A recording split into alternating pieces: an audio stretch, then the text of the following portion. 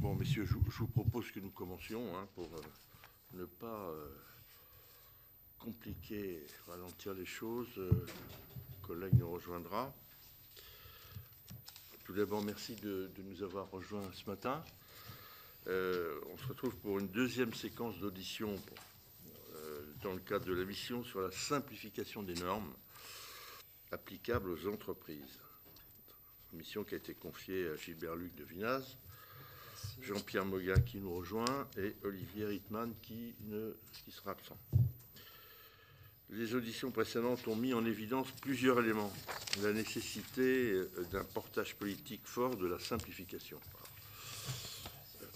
C'est un sujet que vous connaissez particulièrement bien.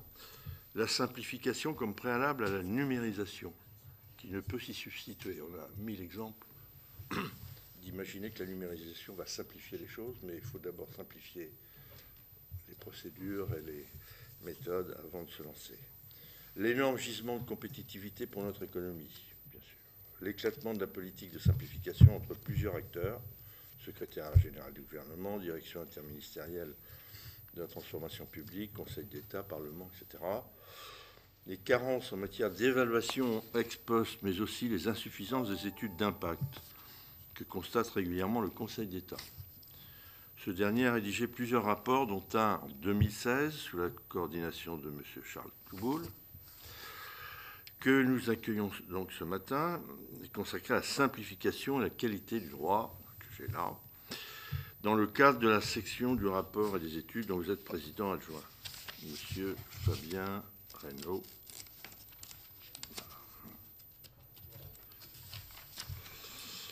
Nous nous focalisons avec ce rapport sur les entreprises et les normes les concernant.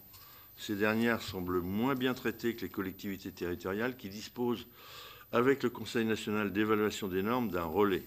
La situation est inverse en Europe. Il y a plus d'attention portée aux entreprises qu'aux collectivités.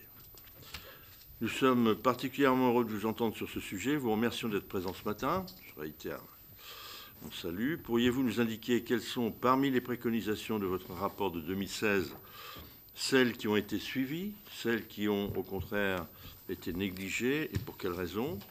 Que faudrait-il faire pour rendre la réglementation concernant les entreprises, si ce n'est moins lourde, à tout le moins plus efficace, c'est-à-dire adaptée à la réalité économique, proportionnée à la taille des entreprises?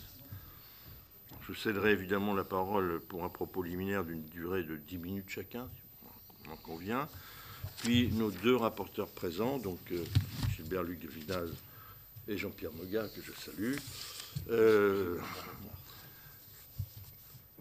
auront quelques questions pour compléter leurs travaux. Que conseil technique de bien utiliser les micros pour l'enregistrement, évidemment, des interventions. Et à l'issue de cette audition, je vous rappellerai de bien vouloir renvoyer les réponses au questionnaire qui a été adressé. Ça nous permet de compléter le travail de secrétariat. Voilà, je vous remercie encore une fois. Je vous laisse la parole, M. Reynaud, peut-être pour démarrer une dizaine de minutes, puis ensuite les questions. Merci beaucoup, Monsieur le Président, messieurs les sénateurs, mesdames, messieurs. D'abord, je voulais exprimer le remerciement pour cette audition et pour l'invitation à cette audition. Je commencerai peut-être par des propos liminaires un peu plus généraux, et puis je céderai la parole à mon collègue Charles Touboul sur l'étude de 2016, qu'évidemment il connaît beaucoup mieux que moi, puisque moi, à l'époque, je n'étais pas à la section du rapport et des études. Évidemment, c'est une étude qui a été adoptée par l'Assemblée générale plénière, donc qui engage naturellement tout le Conseil d'État, y compris ceux qui, comme moi, étaient dans d'autres fonctions, notamment à la section du contentieux. Ce que je voulais rappeler, pour commencer de manière générale, vous le savez bien, mais je crois que c'est quand même utile de le rappeler, c'est que le Conseil d'État s'intéresse depuis très longtemps à ces questions de simplification des normes. Et peut-être a-t-il été assez pionnier dans le domaine, puisque ça fait déjà plus de 30 ans, avec le rapport de 1991, qui avait été un rapport assez marquant, dans lequel il avait souligné le problème de l'inflation normative, dans lequel il avait souligné les risques que cette inflation normative faisait peser sur la cohésion sociale, puisqu'il y avait des phrases assez fortes sur le fait que les usagers, c'est-à-dire les personnes, mais évidemment aussi les entreprises, pouvaient se retrouver... l'inflation normative pouvait provoquer la colère de l'usager, censé ne pas ignorer des règles qui lui devaient impossible de connaître compte tenu de leur changement, leur instabilité, leur inflation, etc. Le Conseil d'État faisait déjà un certain nombre de préconisations, notamment sur un effort sur un rapport de faisabilité pour chaque loi, sur les nécessités de formation, notamment de formation juridique des fonctionnaires.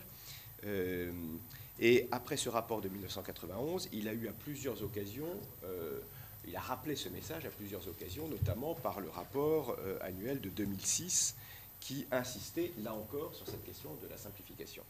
Alors, cette antériorité est à la fois à mettre à l'actif du Conseil d'État et peut-être aussi au passif, parce que force est de constater que malgré ces rappels anciens et répétés, la question de la simplification demeure entière, comme le montre l'étude à laquelle procède votre délégation.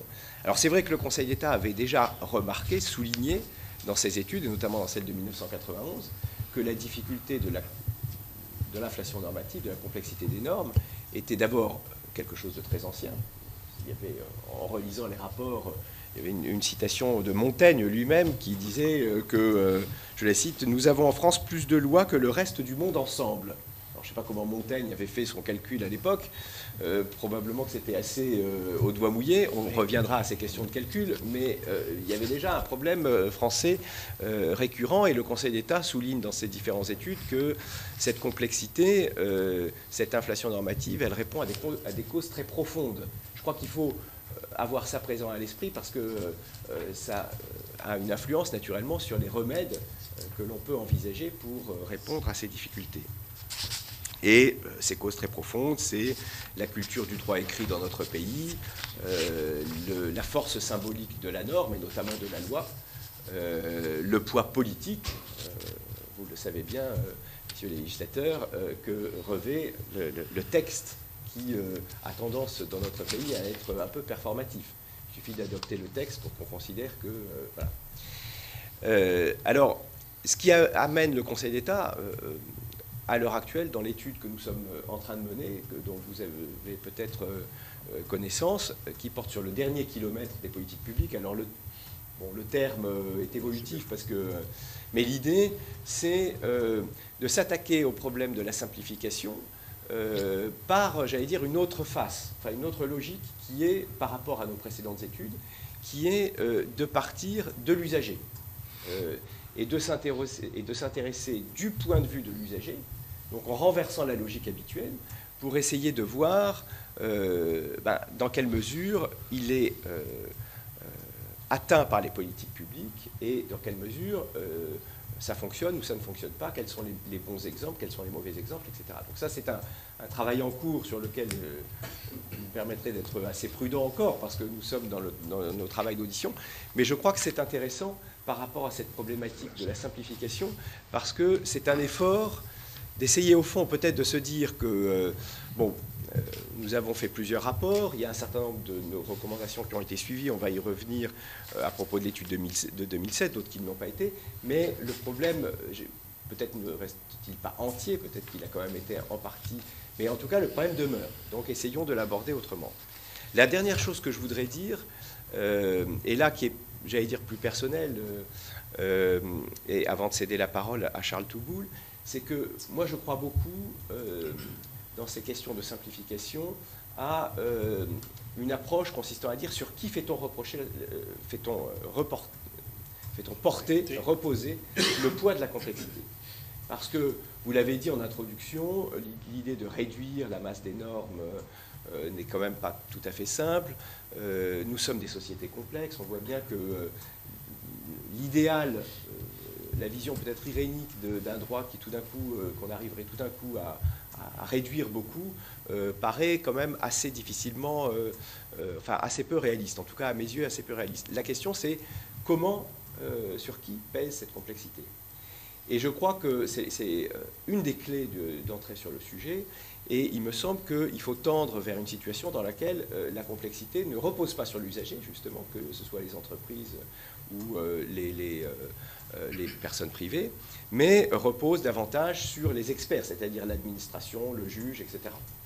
Alors, nous avons essayé de le faire, j'en terminerai par là, pour vous citer un exemple concret, tout récent, une décision du Conseil d'État statuant en contentieux, la décision de section du 9 décembre 2022, commune de Saint-Herblain, par laquelle nous avons jugé, en renversant une jurisprudence qui était plus ancienne, que lorsque une commune réclame à un pétitionnaire, quelqu'un qui réclame une autorisation d'urbanisme, pour faire large, parce que, lorsque la commune lui demande de produire des pièces supplémentaires, alors même que ces pièces supplémentaires ne sont pas dans la liste exhaustive définie par le Code de l'urbanisme, eh bien, cette demande n'a pas pour effet d'interrompre le délai qui fait naître une décision tacite d'acceptation.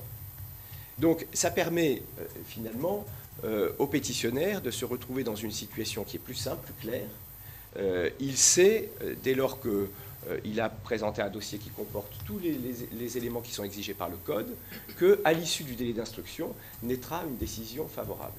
Alors évidemment, ça fait reposer des difficultés sur les services instructeurs, parce que parfois on se demande est-ce qu'on a besoin de tel ou tel élément, mais je crois que c'est un exemple dans lequel il y a un effort pour faire reposer la complexité sur le pétitionnaire, sur l'administration plutôt que sur le pétitionnaire.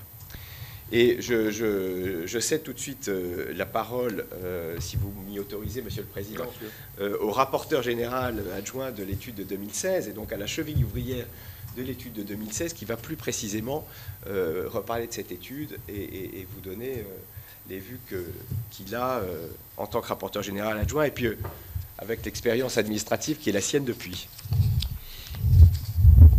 Merci beaucoup, Monsieur le Président, Messieurs les co-rapporteurs, Mesdames et Messieurs. Merci beaucoup d'abord pour cette invitation qui effectivement nous a fait très plaisir avec Fabien Reynaud. Ce sont des sujets qui nous intéressent beaucoup et comme actuel membre de la SRE et ancien membre de la SRE, donc de la section du rapport et des études du Conseil d'État, on a vraiment à cœur d'assurer, si j'ose dire, le service après-vente, le suivi des études qui sont faites par le Conseil d'État et d'être, je ne sais pas si c'est le dernier kilomètre, mais en tout cas d'être dans l'effectivité des choses, de voir l'impact réel de ce qu'on a pu proposer. Alors effectivement, j'étais le rapporteur général adjoint de l'étude 2016. C'était Patrick Gérard qui était le rapporteur général et qui donc supervisait les travaux, et qui avec moi suivait et a suivi depuis beaucoup ces sujets de simplification. Alors peut-être quelques mots un peu sur la genèse, Fabien Reynaud en a parlé, mais sur la genèse de l'étude 2016, pour vous livrer aussi un sentiment assez personnel. C'est vraiment posé la question de savoir s'il fallait une étude de plus sur la simplification. Je me permets d'évoquer cette question ici parce que je suis à peu près certain que vous voulez le poser également pour ce qui vous concerne. Et j'imagine qu'on est passé par le même cheminement. Une étude de plus, pourquoi faire ? Et en même temps, on ne peut absolument pas se résigner à la situation actuelle. Et c'est finalement le cheminement du Conseil d'État en 2016 et peut-être que ce sera le vôtre cette année. Et je crois qu'effectivement, il ne faut pas se résigner. Dans les réflexions préalables à l'étude de 2016, il y avait donc ce souci d'apporter quelque chose d'utile, quelque chose de concret. Et ce qu'on s'est dit au Conseil d'État, c'est que sur la simplification des normes en général et des normes pour les entreprises en particulier, le Conseil d'État, je pense que c'est assez vrai aussi pour une assemblée parlementaire, le Conseil d'État n'était pas le plus mal placé pour faire des préconisations et aussi, c'est très important et c'était assez novateur en 2016 pour le Conseil d'État, se fixer des objectifs à lui-même, prendre des engagements publics et ensuite, évidemment, veiller à les mettre en œuvre. Alors, je vais y venir. Un certain nombre de propositions ont été faites. Toutes n'ont pas été concrétisées. Mais je tiens à dire que celles qui reposaient directement sur le rôle du Conseil d'État, sur ce que le Conseil d'État pouvait faire lui-même, ces propositions-là, ce qu'on a appelé donc des engagements, puisqu'on se proposait à nous-mêmes de faire des choses, ces engagements, ils ont été tenus. Alors, un premier engagement qui était vraiment très, très, très cher à notre cœur quand on a fait cette étude, c'était celui d'objectiver les choses. Parce que vous le savez, en matière de simplification, on parle de beaucoup de phénomènes différents et qui n'ont pas forcément grand-chose à voir les uns avec les autres. Est-ce que le problème, c'est la quantité de normes? Est-ce que le problème, c'est la complexité intrinsèque de la norme? Est-ce que le problème, c'est l'instabilité de la norme?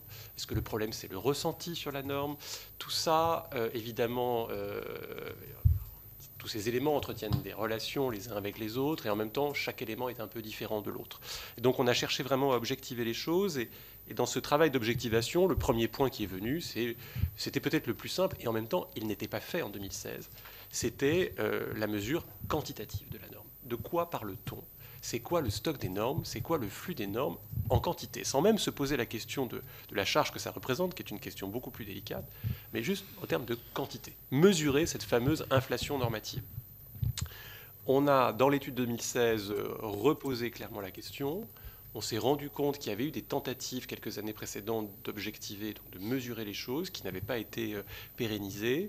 Et la première proposition qui a été faite dans l'étude 2016, c'était de dire il faut que le gouvernement se mette en situation de mesurer la production normative d'un point de vue purement quantitatif.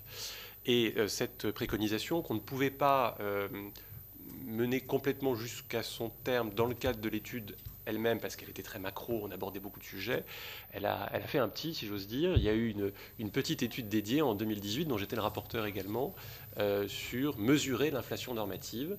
Et on a travaillé étroitement avec le secrétariat général du gouvernement pour voir comment on mesurait les choses. Voilà. Quel était le critère pertinent? Alors, sur des choses extrêmement triviales, voilà. Est-ce qu'on compte en nombre de lois ou de décrets? Est-ce qu'on compte en nombre de pages de JO? Est-ce qu'on compte en nombre de mots? Voilà. Ce sont des questions qui peuvent paraître pas très ambitieuses et qui en même temps sont essentielles pour avoir une mesure un peu fiable des choses. Donc c'est une première réalisation, puisqu'à la suite donc, de l'étude 2016 qui vraiment disait il faut faire cette mesure quantitative. L'étude 2018 qui a permis de bâtir le corpus méthodologique pour le faire. On a depuis plusieurs années, parce que c'est un énorme travail et je salue les efforts du secrétariat général du gouvernement qui le fait rigoureusement chaque année, on a donc depuis lors une photo annuelle faite par le secrétariat général du gouvernement de manière extrêmement fine de la production normative, secteur par secteur et vecteur par vecteur, et avec les différentes unités de mesure que j'évoquais. Donc, voilà, c'est certainement pas la réponse à tous les maux, c'est néanmoins un préalable, et ce préalable maintenant il existe et il faut s'en nourrir.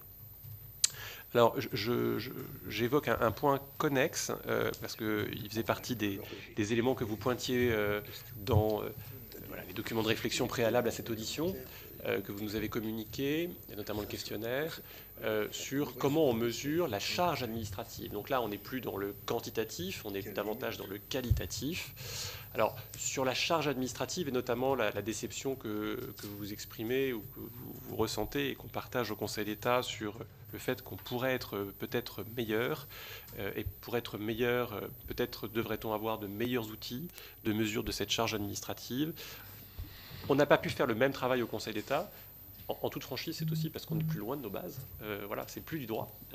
Mesurer l'impact économique, social, parfois environnemental des choses. Voilà, on sait faire en contrôleur, on n'est pas des faiseurs au Conseil d'État, donc on était un petit peu moins armés pour faire des préconisations. Cela étant, des travaux ont été menés également par le secrétariat général du gouvernement, et il y a, notamment sur Légifrance, deux outils à la disposition des administrations centrales, puisque ce sont elles qui rédigent les études d'impact en premier lieu, avant qu'elles soient contrôlées, sur justement la manière d'évaluer la charge qui s'attache à une norme. C'est le temps que met une entreprise ou un usager pour d'abord accéder à la norme, ensuite la lire, la comprendre, ensuite mettre en œuvre une obligation déclarative type, mettre en œuvre une obligation de demander une autorisation préalable ou faire ce qu'on appelle en bon français du reporting à l'administration. Enfin bref, vraiment un effort d'identifier les différentes tâches qui peuvent peser sur les usagers, individus ou entreprises, ou collectivités locales, j'en redirai un mot, et essayer de quantifier le temps que ça peut prendre à chacun pour faire. Donc ce travail-là, il existe, il a été fait, et ça permet de cadrer un peu les travaux d'études d'impact. Donc on a un corpus, j'ai envie de dire, administrativo-scientifique pour objectiver ce travail et faire en sorte qu'il soit mené de manière sérieuse. Comme vous le savez, sur les études d'impact, je me permets d'en parler librement, même si je suis dans l'administration centrale aujourd'hui. Mais c'est aussi parce que j'enseigne la matière depuis 10 ans. Voilà, les études d'impact, l'un des problèmes, c'est les outils de mesure. Mais comme je viens de vous l'indiquer, ça, je crois que c'est largement réglé. L'autre problème beaucoup plus fondamental, c'est que les études d'impact, elles sont très souvent rédigées pour les besoins de la cause, une fois qu'on a pris la décision politique de faire une loi. Et donc, il y a évidemment un problème de crédibilité des études, mais qui est extrêmement profond et qui est un problème, je crois, extrêmement politique. De la même manière, mais là je parle avec encore plus de prudence, pour ce qui concerne une assemblée parlementaire, voilà, à quel point les études d'impact vous sont utiles, compte tenu de la manière dont elles sont faites et dont elles ont été conçues, y compris par le constituant. Une étude d'impact, voilà, ça sert à instruire les travaux au tout début de l'examen d'un projet de texte. Mais on sait que dès le premier amendement adopté, l'étude d'impact est peut-être pas caduque, mais elle est périmée. Voilà. Et c'est évidemment un élément qui pèse lourd dans l'exploitation qu'on peut en faire, et si j'ose dire, aussi dans la motivation des administrations à en produire, puisque tout ça est fait, je me permets d'aller jusqu'à la caricature, est fait un peu pour les besoins de la cause. Donc quand elles sont rédigées, on sait déjà que la décision sera prise d'y aller. Et une fois que l'étude est faite, eh bien, on sait que voilà, elle sera regardée avec intérêt par les commissions parlementaires, et j'espère que ça les aide pour faire leur rapport, même si elles n'ont pas besoin de ça. Je sais qu'elles sont exploitées au moins par les commissions, en tout cas la commission de la première assemblée saisie. Ensuite, on sait très bien que ces études servent à pas grand-chose, et évidemment, c'est ça, à mon sens, mais je pense que vous partagez ce diagnostic. Le principal problème, c'est les études d'impact, beaucoup plus que la manière plus ou moins scientifique de les nourrir. Pardon, j'ai été beaucoup trop long. Un point qui me paraît essentiel pour vos travaux, juste pour l'annoncer, et je répondrai à vos questions si vous en avez.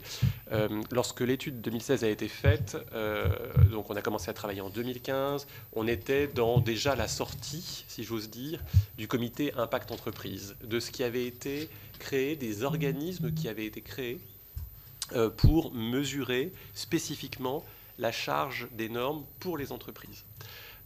Comité qui, comme vous le savez, a été sans lendemain, il n'a pas été prolongé. On avait déjà un peu conscience de ça. La décision n'était pas clairement prise au moment où on travaillait, mais on la sentait venir. Et donc on avait proposé quelque chose, pour le coup, d'assez significatif dans le rapport de 2016, qui était de faire vivre un comité impact entreprise tel qu'il existait, mais dans un cadre plus général, qui était en fait directement inspiré de celui du CNEN, que vous connaissez bien au Sénat, même s'il est suivi d'encore plus près par une autre délégation. Et cette idée de créer donc un comité qui permettrait aux destinataires des normes, aux principaux destinataires des normes, collectivités territoriales en premier lieu, entreprises en deuxième, enfin il n'y a pas d'ordre hiérarchique, mais en deuxième lieu, et usagers en troisième lieu, de se prononcer sur l'impact des normes qui étaient dans les tuyaux, voilà, que le gouvernement se proposait de prendre lui-même ou de proposer au Parlement. Cette proposition, je crois qu'elle tourne toujours. Il n'appartenait pas au Conseil d'État de faire autre chose que de la proposer. Après, c'était un choix politique. Ce que je constate quelques années après, c'est qu'il y a eu sans doute ou des réserves ou d'autres priorités, et que cette proposition n'a pas été mise en œuvre par le pouvoir politique, mais c'est évidemment son droit le plus strict. Le Conseil d'État, particulièrement à la section du rapport et des études, fait des propositions, et après il appartient au pouvoir politique de s'en saisir ou pas. Pardon d'avoir été un petit peu long, Monsieur le Président. Merci beaucoup de ce premier éclairage, chacun d'entre vous. Je vais passer la parole évidemment au rapporteur. Donc, tout d'abord, Gilbert Luc de Vidas, quelques questions. Oui, merci. Merci de nous accorder du temps. Je n'ai peut-être pas beaucoup de questions, mais cela dit, le rapport du Conseil d'État qui a été rédigé en 2016, il proposait de définir une méthode de calcul de la charge administrative et des autres coûts induits pour toute nouvelle norme. Alors, la question en 2022, c'est pourquoi on n'y est pas arrivé ? Est-ce que c'est impossible en France, alors qu'on voit qu'en Allemagne, voire au niveau européen, ils arrivent à le faire ? Ou je formule ma question plus brutalement, qu'est-ce qui bloque dans notre pays ? Et pourquoi on bloque ? Comment on peut débloquer ? Parce que j'ai l'impression que, à vous entendre et à entendre le dernier intervenant, la partition, elle est écrite. Mais pourquoi on ne joue pas la musique? Voilà, c'est une première question, je la formule comme ça. Il y a un deuxième sujet qui a été abordé par M. Touboul. Effectivement, quand je me suis mis à être rapporteur d'un sujet où je ne m'étais jamais intéressé, ma première question, c'est de dire, mais c'est quoi une norme? Et les normes ont différentes origines. Il y a celles qui découlent de ce que nous, on peut voter à l'Assemblée nationale et au Sénat, mais il y a d'autres normes, les normes ISO, etc. Mais quand on est dans une entreprise, tout ça, c'est une norme. Donc, à partir du moment où elles ont des origines différentes, il me semble que si on veut les simplifier, il faut aussi aller à la source. Si elles ont des sources différentes, ça va impliquer, et il y a vraisemblablement des sources où il est plus difficile pour le législateur de s'attaquer à une simplification. Par contre, celles qui découlent de nos lois, on devrait y arriver. Après, M. Reynaud, vous avez abordé en disant on va changer de méthode et on va apporter par l'usager. Alors, on a auditionné d'autres structures qui vont dans ce sens-là. Je vais prendre le guichet unique. On a bien entendu les difficultés de l'INPI. Mais moi, dans la semaine, quand j'ai été à la Chambre du commerce et des métiers de mon territoire, j'ai eu une autre sorte de musique. Et la question, c'est est-ce que vous croyez aujourd'hui, quand on a fait le guichet unique, on est bien parti de la façon dont pouvait percevoir l'usager, c'est-à-dire en l'occurrence ceux qui voulaient ou qui ont une entreprise. Voilà, merci. Oui, pardon. Sur le premier point, je me permets d'apporter une précision. Comme je l'indiquais, il y a un référentiel qui a été fait. On avait fait en 2016, dans le cadre de l'étude du Conseil d'État, des comparaisons internationales. On est allé en Allemagne, on a envoyé une mission aux Pays-Bas, au Royaume-Uni. On a récolté des choses intéressantes. Les comparaisons sont malgré tout délicates à faire. On a essayé également de s'inspirer de ce qui se faisait au niveau de l'OCDE, au niveau de la Commission européenne. Chacun cherche un peu la martingale, en fait, en termes d'évaluation et de mesure de la charge des normes. Et ce qui est proposé aux administrations, hein, je le réaffichais ici sur mon ordinateur, est quand même... Alors ça paraît peut-être pas très sophistiqué, mais ça permet quand même de rentrer dans le concret et de mesurer vraiment la charge qui s'attache à une norme. Je voyais donc il y a une rubrique durée des tâches administratives, hein, donc se familiariser avec une obligation d'information, et vous avez 3 colonnes. Facile 3 minutes, modéré 15 minutes, complexe 120 minutes. Tout ça ensuite est prolongé sur les coûts salariaux. Donc vous avez le coût fonctionnaire en fonction du temps qu'il passe à faire des tâches, le coût entreprise évidemment selon qu'il est cadre, employé, ouvrier, profession intermédiaire. Comme je vous le disais, ce n'est pas le cœur de métier du Conseil d'État, et je parle de cela avec beaucoup d'humilité, et je n'ai aucune responsabilité dans ce qui est dans ce document. C'est aussi pour ça que je me permets de lui porter une appréciation. Moi, je le trouve plutôt bien fait. Et là aussi, on en parle souvent avec Fabien Reynaud, la complexité, il faut évidemment pas qu'elle pèse sur l'usager, il faut donc qu'elle pèse sur l'administration. En même temps, il ne faut pas non plus qu'elle pèse à ce point sur l'administration qu'on la décourage complètement de jouer le jeu. Et je voyais ce document qui fait 7 pages. Et je crois que c'est très raisonnable si on veut que les administrations s'en saisissent et l'utilisent.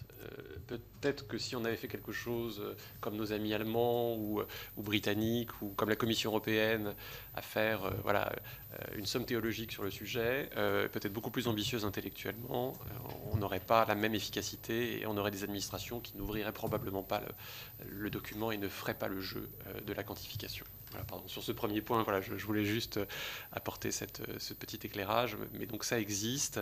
Il y a d'autres éléments qui existent. Alors là encore, je suis un petit peu loin de mes bases, mais comme c'était des points d'interrogation de votre part, j'avais fait quelques recherches avant l'audition sur le « dites-le-nous une fois ». Vous vous demandiez ce que c'était devenu. Et en faisant une petite recherche, j'ai retrouvé des éléments assez récents qui ont 1 an ou 2, où on voit que notamment la direction interministérielle du numérique a fait des propositions pour avancer sur ces sujets-là. Il y a tous les ans de nouvelles démarches qui sont intégrées dans le périmètre du « dites-le-nous une fois ». Je voyais un bilan, alors c'est vrai que ça remonte maintenant à 2 ans, c'était fin 2020, il y avait 35 nouvelles démarches qui étaient intégrées dans le « dites-le-nous une fois ». Enfin, voilà. Il n'y a peut-être pas eu beaucoup de communication publique sur ce sujet, mais voilà, l'administration essaie d'avancer sur ces différents champs. Elle essaye d'améliorer la vie des gens au quotidien, même si on est encore sans doute loin du compte.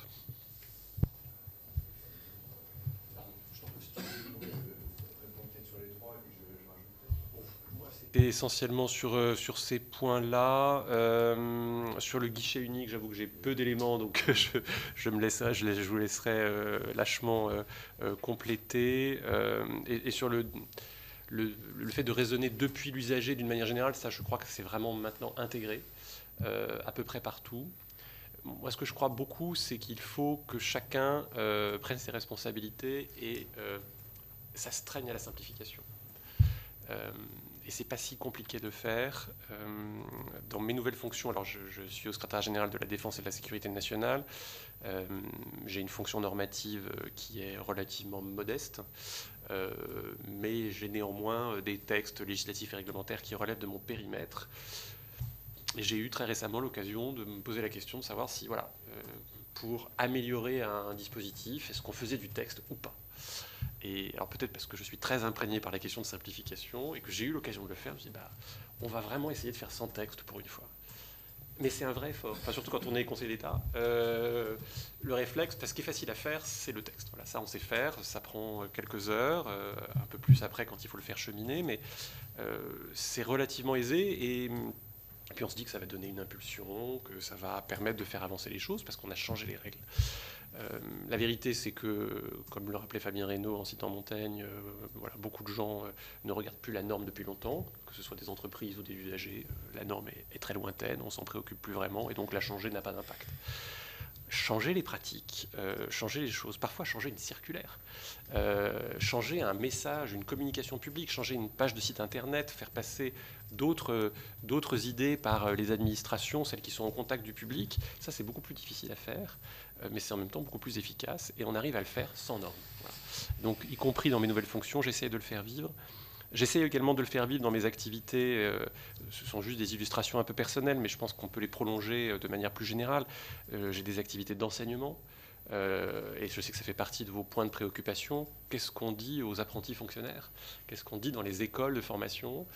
Moi, j'enseigne depuis une petite quinzaine d'années à l'ENA, devenue INSP, et on a mis en place une séance dédiée à la simplification pour les usagers, pour les entreprises. Et on essaie d'expliquer que, d'abord, la première chose à faire, c'est faire moins de normes. Et quand on en fait, d'en faire des plus simples. Et puis d'écouter les usagers sur la manière dont elle peut être reçue. Donc là aussi, c'est quelque chose qui relève de ma pratique professionnelle quotidienne et que j'essaie de faire vivre. Et je crois vraiment que la clé n'est pas dans un grand soir de la simplification. Enfin, je crois que ça a été tenté 1000 fois et personne n'y est jamais vraiment parvenu. En revanche, que chacun, et quand je dis chacun, c'est surtout ceux qui ont une parcelle de la responsabilité de ce champ, c'est évidemment le Conseil d'État, c'est évidemment les administrations centrales où je suis aujourd'hui, c'est évidemment les assemblées parlementaires. Chacun peut se fixer des engagements, peut prendre des bonnes résolutions pour simplifier la vie des gens. Alors, on en a parlé dans d'autres délégations, notamment aux collectivités territoriales il y a peu de temps. Ça peut être un engagement de faire moins de projets de loi, moins de décrets. C'est ce que j'essaie de faire en ce moment au SGDSN. Peut-être moins d'amendements. Je lance l'idée comme ça d'un point de vue purement technique. Je ne porte pas jugement de valeur. Mais voilà, sans faire de grands plans, simplement en se disant, pour ce qui relève directement de ma responsabilité à moi, je m'astreins, enfin je m'engage à faire ceci et cela en matière de simplification. Voilà. Je crois que si déjà chacun faisait tout ça, on aurait beaucoup progressé dans la matière. Alors, peut-être en complément de ce que vient de dire Charles Touboul, sur les 3 questions que vous avez posées, monsieur le rapporteur, pourquoi est-ce que ça ne fonctionne pas? Alors c'est vrai que c'est une question assez redoutable, parce qu'on voit bien que voilà, on fait des efforts, on produit des rapports, et on a l'impression qu'on est toujours face aux mêmes difficultés. Moi, ce que je voudrais dire deux choses par rapport à cette question. La première, c'est que on a du mal à mettre tout ça en musique, parce qu'en réalité, c'est complexe. C'est aussi la première, à mon avis, cause de ça, c'est la complexité. Et je prends une illustration. Il y a quelques années, j'avais présidé un groupe de travail au Conseil d'État sur la transposition des directives.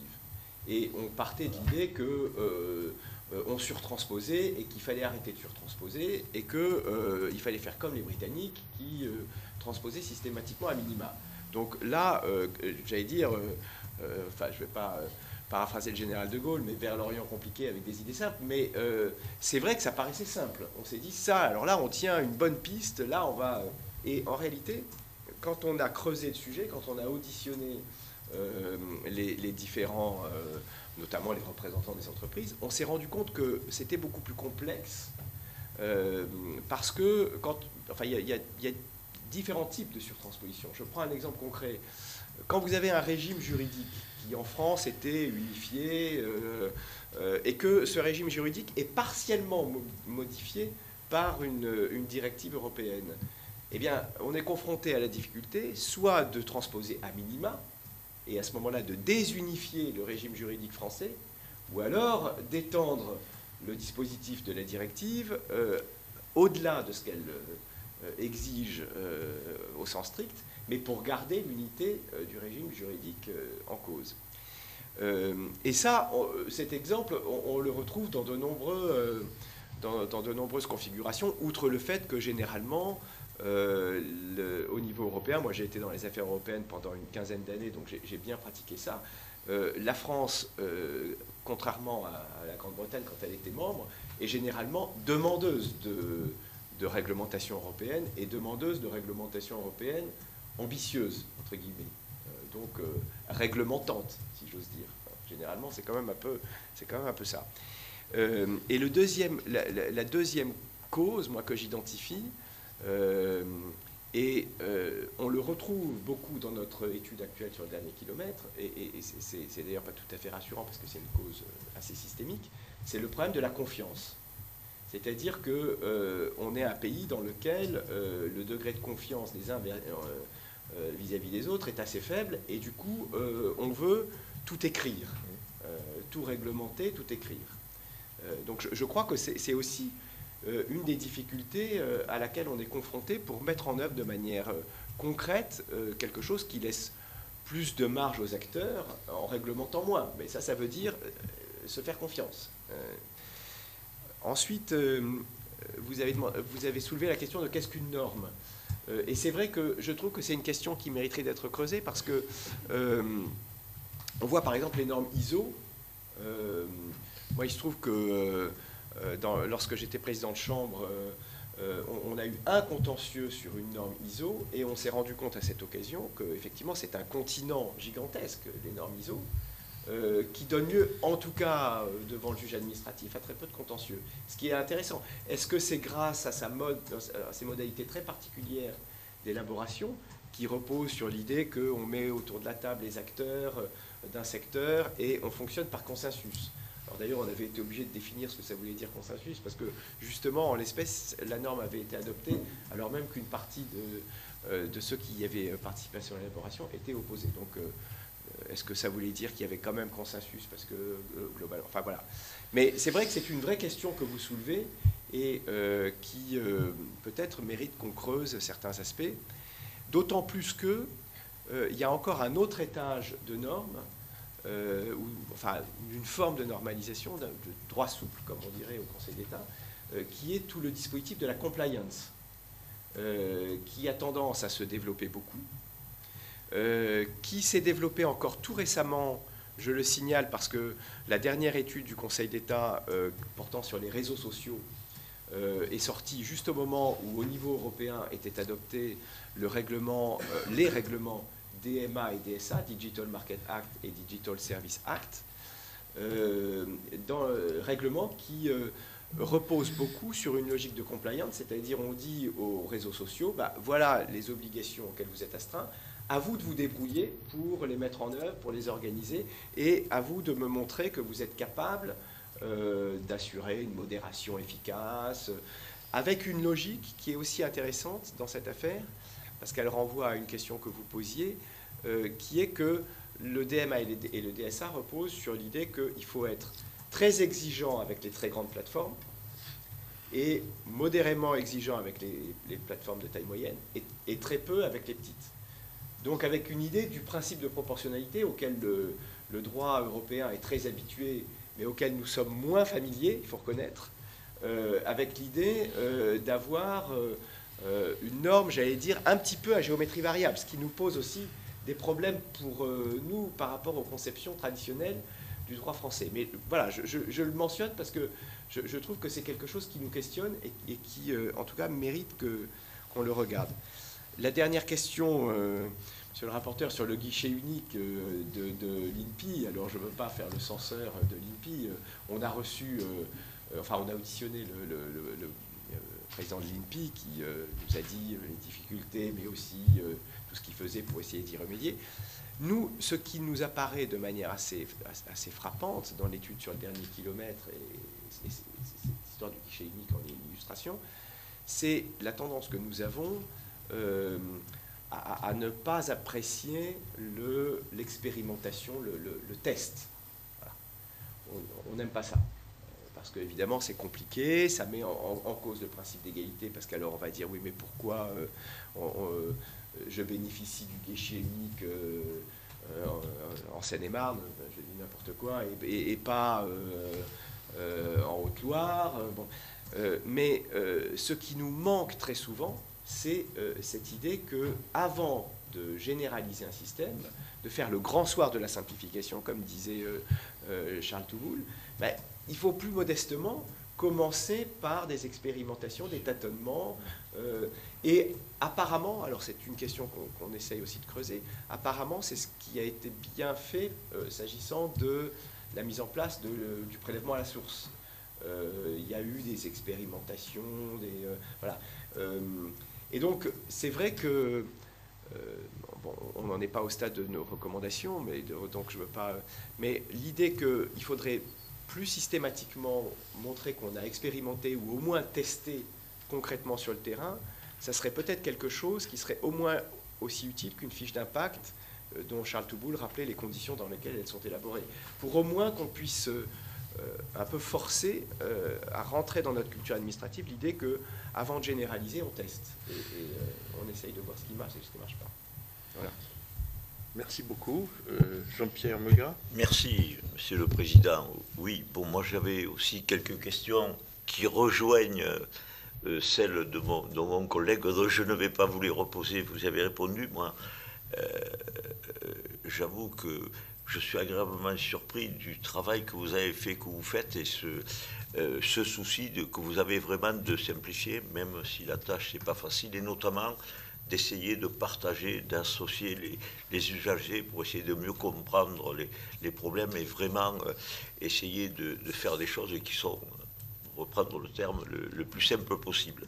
Après, j'avais une question que mon collègue vous avait pas posée, mais vous venez d'y répondre sur la place qu'avaient les directives européennes, la transposition et les surtranspositions, mais vous venez d'y répondre, donc je ne vous la repose pas. Je crois que c'est quelque chose d'assez nouveau et qui fait que moi j'ai été maire, comme certains de mes collègues ou la plupart, dans une autre vie. Je me souviens de la simplification du code de l'urbanisme. J'avais le service urbanisme et quand il a été simplifié, il était beaucoup plus épais qu'avant qu'on le simplifie.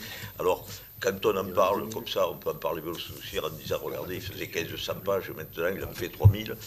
Mais en fait, il y a tout un tas de transpositions, de jurisprudence aussi qui rentrent dedans et qui blendent je dirais, le code. Et quand on creuse un peu, on finit, même si on n'est pas juriste, par comprendre qu'il y a des choses qui sont malheureusement nécessaires, incontournables. Et je crois que les directives européennes aussi, mais vous l'avez dit, rentrent là-dedans. Voilà, moi je ne veux veux pas rajouter autre chose, vous avez déjà répondu. En tout cas, je vous remercie de la clarté des propos et des explications que vous nous avez données. Si, il y a une chose, quand il y a des nouvelles normes, des nouveaux textes, est-ce que vous explorez vraiment, vous regardez si on ne peut pas en supprimer des anciens, parce qu'on a l'impression des fois qu'on a tellement de stock de nouvelles normes, de nouveaux textes qui arrivent que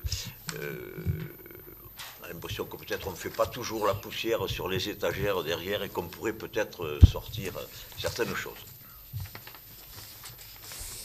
Sur le fait de ne pas empiler les normes, il y a des dispositifs qui ont été mis en place, notamment une circulaire de 2017, qu'on appelle le 2 pour 1, qui oblige à supprimer 2 normes anciennes pour adopter une norme nouvelle. Il y a une version dégradée qui consiste à dire qu'on tolère, lorsqu'on a une norme nouvelle, au moins la simplification de normes anciennes. Donc c'est ce qu'on appelle le gage des normes ou le 2 pour 1. Donc ça marche au niveau réglementaire et ça a produit des résultats. Et ça existe toujours aujourd'hui. C'est quelque chose qui est contrôlé par le secrétaire général du gouvernement, là encore. Simplement, l'espace, et ça fait le lien avec ce que disait Fabien Reynaud sur les transpositions de directives, l'espace sur lequel on peut jouer est en fait extrêmement étroit. Parce que cette obligation qu'on peut faire peser sur le pouvoir réglementaire, elle n'a de sens que pour autant que le pouvoir réglementaire a lui-même de la marge de manœuvre. Donc ça ne joue que ce qui n'est pas de l'application de la loi ou de la transposition de directives. Ce qu'on appelle vraiment les règlements autonomes, ceux qui sont vraiment d'initiative du gouvernement et complètement à sa main. Et en réalité, c'est très peu de choses dans la production normative. Donc ces dispositifs existent, mais avec une assiette, si j'ose dire, pour parler comme en fiscal, vraiment extrêmement étroite. Et je crois vraiment que ça fait le lien avec ce que disait Fabien Reynaud sur la transposition des directives, et c'est quelque chose qui nous a frappé quand on a fait l'étude de 2016, et je crois qu'il faut le rappeler, c'est l'idée, alors, je ne sais pas s'il faut parler de ruissellement des normes ou de cascade de normes, mais un règlement, parce que ça joue également pour les règlements européens, mais une directive européenne ou un règlement européen, ça va produire de la loi nationale, qui va produire du décret en Conseil d'État, parfois du décret simple, très généralement de l'arrêté ministériel, parfois plusieurs arrêtés ministériels, bien souvent des déclinaisons préfectorales. Tout ça va amener des circulaires, va amener des circulaires ministériels, des circulaires préfectorales, des circulaires dans tous les organismes qui vont devoir appliquer la norme. Donc chaque mot qu'on écrit en haut de la hiérarchie des normes, ça en produit des dizaines à l'étage du dessous. Et donc il y a un coefficient multiplicateur qu'il faut vraiment avoir à l'esprit. Alors, et Fabien Reynaud l'a dit aussi, au niveau européen, ce constat, il est très présent, tout le monde sait comment ça se passe, et pourtant, la France elle-même est très moteur pour dire il faut que la construction européenne progresse, il ne faut surtout pas qu'on s'arrête, il faut qu'on s'intègre de plus en plus, qu'on harmonise de plus en plus les politiques publiques des États membres, et donc surtout ne nous arrêtons pas de faire des directives. Voilà. Donc il y a une espèce de schizophrénie, et si je la résumais de manière caricaturale, je crois que c'est un peu la schizophrénie entre le politique et l'administratif et l'usager. En clair, la politique, c'est fait pour changer les choses. Voilà. Et donc se dire que parce que changer les choses, ça produit de la norme qui après vont peser sur les administrés, il faut s'arrêter, c'est impensable. Voilà, c'est pas une assemblée parlementaire, je vais le dire. Et ce phénomène, voilà, on le voit bien au niveau européen, on le voit bien, je pense, dans les assemblées parlementaires, on le voit bien dans l'administration. Si on veut vraiment aller au bout de la logique et dire on va laisser souffler l'usager, on va faire une pause. Ça veut dire qu'en fait, on arrête de faire ce pourquoi beaucoup sont dans leur fonction, c'est-à-dire changer les choses. Voilà. Et ça, c'est probablement impossible. Et donc, c'est un équilibre qu'il faut trouver, parce que cette solution de tout arrêter est impossible. Et donc, il faut trouver un bon équilibre entre continuer de légiférer au niveau européen, au niveau national, continuer de faire des règlements, continuer de faire des arrêtés préfectoraux, mais voilà, en ayant bien à l'esprit que chaque chose qu'on change, ça fait sans doute progresser le pays, mais ça crée aussi une énorme charge pour les destinataires, et trouver le bon équilibre entre les deux est quelque chose de vraiment difficile. Et simplement, vous pouvez préciser le chiffre dans la simplification du 2 pour 1, ce que ça représente? C'est de l'ordre de quelques dizaines de décrets qui ont été évités. Voilà. Parce que la base est extrêmement étroite. Voilà. Dans le champ des possibles, c'est considérable. Voilà. Dans ce qu'on aurait pu faire, on est allé presque au bout. Sauf que l'assiette est extrêmement étroite. Et pour répondre à une question qui figurait dans votre questionnaire, si on veut aller plus loin, si on veut le mettre au niveau législatif, il y a deux approches. Soit celle que j'ai évoquée à plusieurs reprises, celle de se fixer des engagements. Ça, le législateur peut le faire tout seul, les assemblées parlementaires peuvent le faire elles-mêmes. Si on veut contraindre, si on veut vraiment fixer une norme, là, on est dans un champ qui est au mieux organique, probablement constitutionnel. Enfin, en tout cas, ça se jouera entre les deux, ça dépendra de la manière dont on l'écrit. Ce que je voulais peut-être juste dire, pour faire écho à ce que disait monsieur le rapporteur, parce que le code de l'urbanisme, effectivement, c'est un bon exemple. Enfin, moi, je l'ai pas mal pratiqué comme président de chambre. J'étais une des chambres en charge du contentieux de l'urbanisme. C'est vrai que il a beaucoup gonflé, en partie, pas uniquement, mais en partie aussi, parce qu'on a essayé d'y intégrer. Le législateur a d'ailleurs suivi à cet égard des propositions qui avaient été faites par des groupes de travail, notamment un groupe de travail présidé par une membre éminente du Conseil d'État, pour mettre en place des dispositifs, justement, qui visaient à simplifier la vie des demandeurs d'autorisation d'urbanisme, en s'assurant que lorsque la demande d'urbanisme, lorsque l'autorisation d'urbanisme délivrée aux demandeurs comporte un vice, mais qui n'est pas un vice qui rend le projet radicalement impossible, mais qui peut être régularisé, alors que ce vice puisse être régularisé soit par un renvoi du juge vers l'administration, soit directement devant le juge, avec un échange entre le pétitionnaire, l'administration et évidemment le requérant, qui est évidemment la boucle. Donc, tout ça pour dire que, évidemment, plus on a précisé tout ça dans le code, ou de la même manière, plus on a précisé la liste exhaustive des documents qui peuvent être demandés, ça rallonge le code. Donc c'est là toute la complexité que soulignait Charles Touboul, entre l'allongement purement quantitatif, mais quels sont ses effets concrets en termes de complexification. Voilà, c'est plus nuancé, je crois. Et la dernière chose que je voulais dire, c'est par rapport au droit européen. Je pense qu'il y a une évolution que moi, personnellement, je trouve assez intéressante, mais qui peut-être suscite plus de critiques de la part du Parlement. C'est l'idée que, moi, quand j'ai commencé dans les affaires européennes, c'était il y a une vingtaine d'années, on ne faisait pas de règlement. Enfin, en tout cas, la France était très, très hostile à ce qu'on recourt au règlement. On en faisait très, très peu. Parce qu'on disait il faut que ce soit des directives pour qu'on transpose chez nous. Aujourd'hui, il y a beaucoup moins cette interdiction. On a beaucoup plus souvent recours au règlement. On l'a vu avec le RGPD. Là, je parlais du DMA et du DSA. Je trouve que c'est une évolution qui est intéressante dans la mesure où, dans certains domaines, on a intérêt à avoir plutôt un texte européen qui cadre les choses de manière...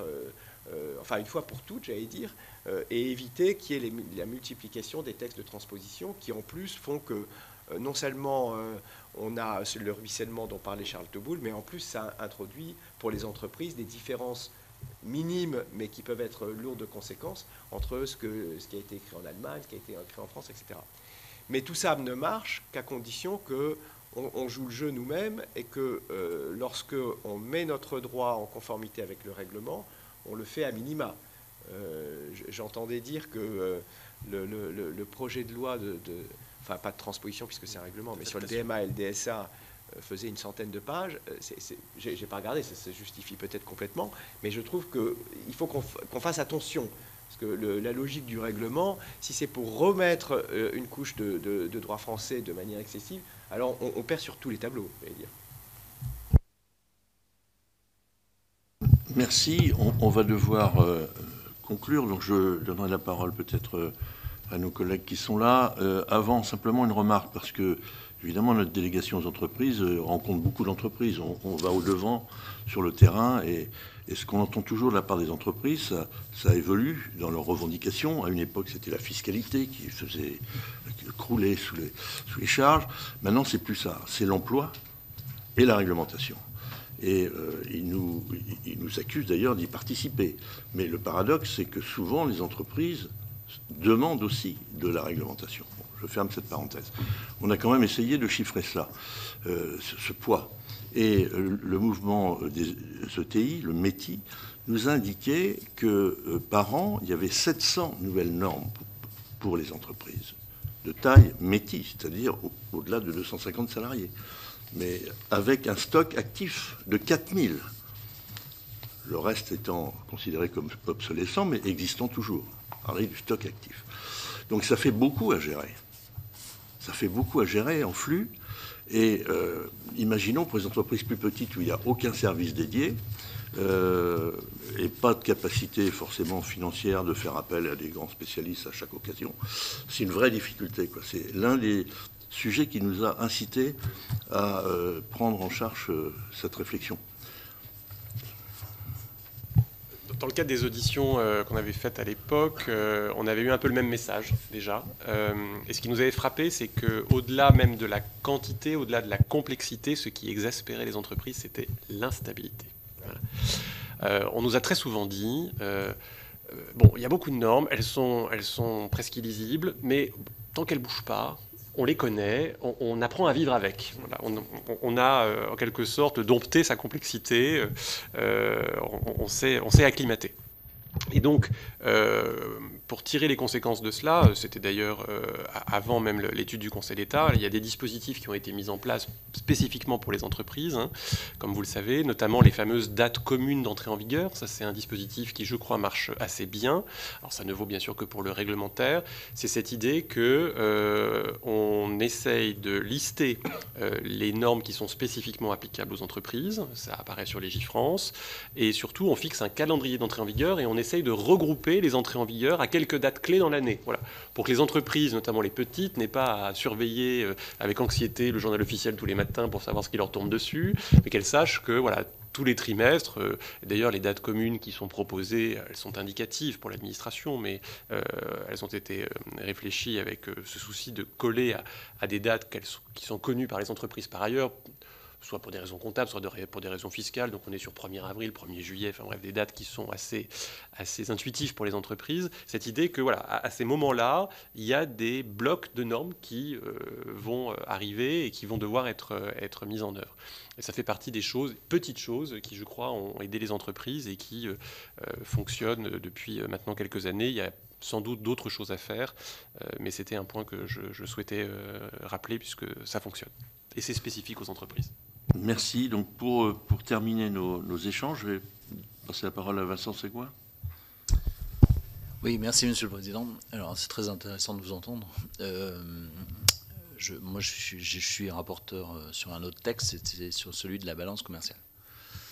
On a visité d'autres pays, on s'est aperçu quand même que les autres pays nous ont dit, l'Allemagne et l'Italie notamment, qu'ils avaient une administration qui était plutôt aidante, plutôt que...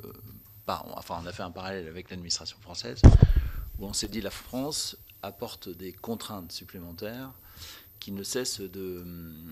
Enfin, on veut tout cadrer. On n'aime pas les espaces de liberté, les espaces... Et donc, ce qui nous pose problème dans la création et dans l'investissement des nouvelles entreprises, et puis dans les projets des jeunes. Aujourd'hui, on est quand même arrivé à un niveau...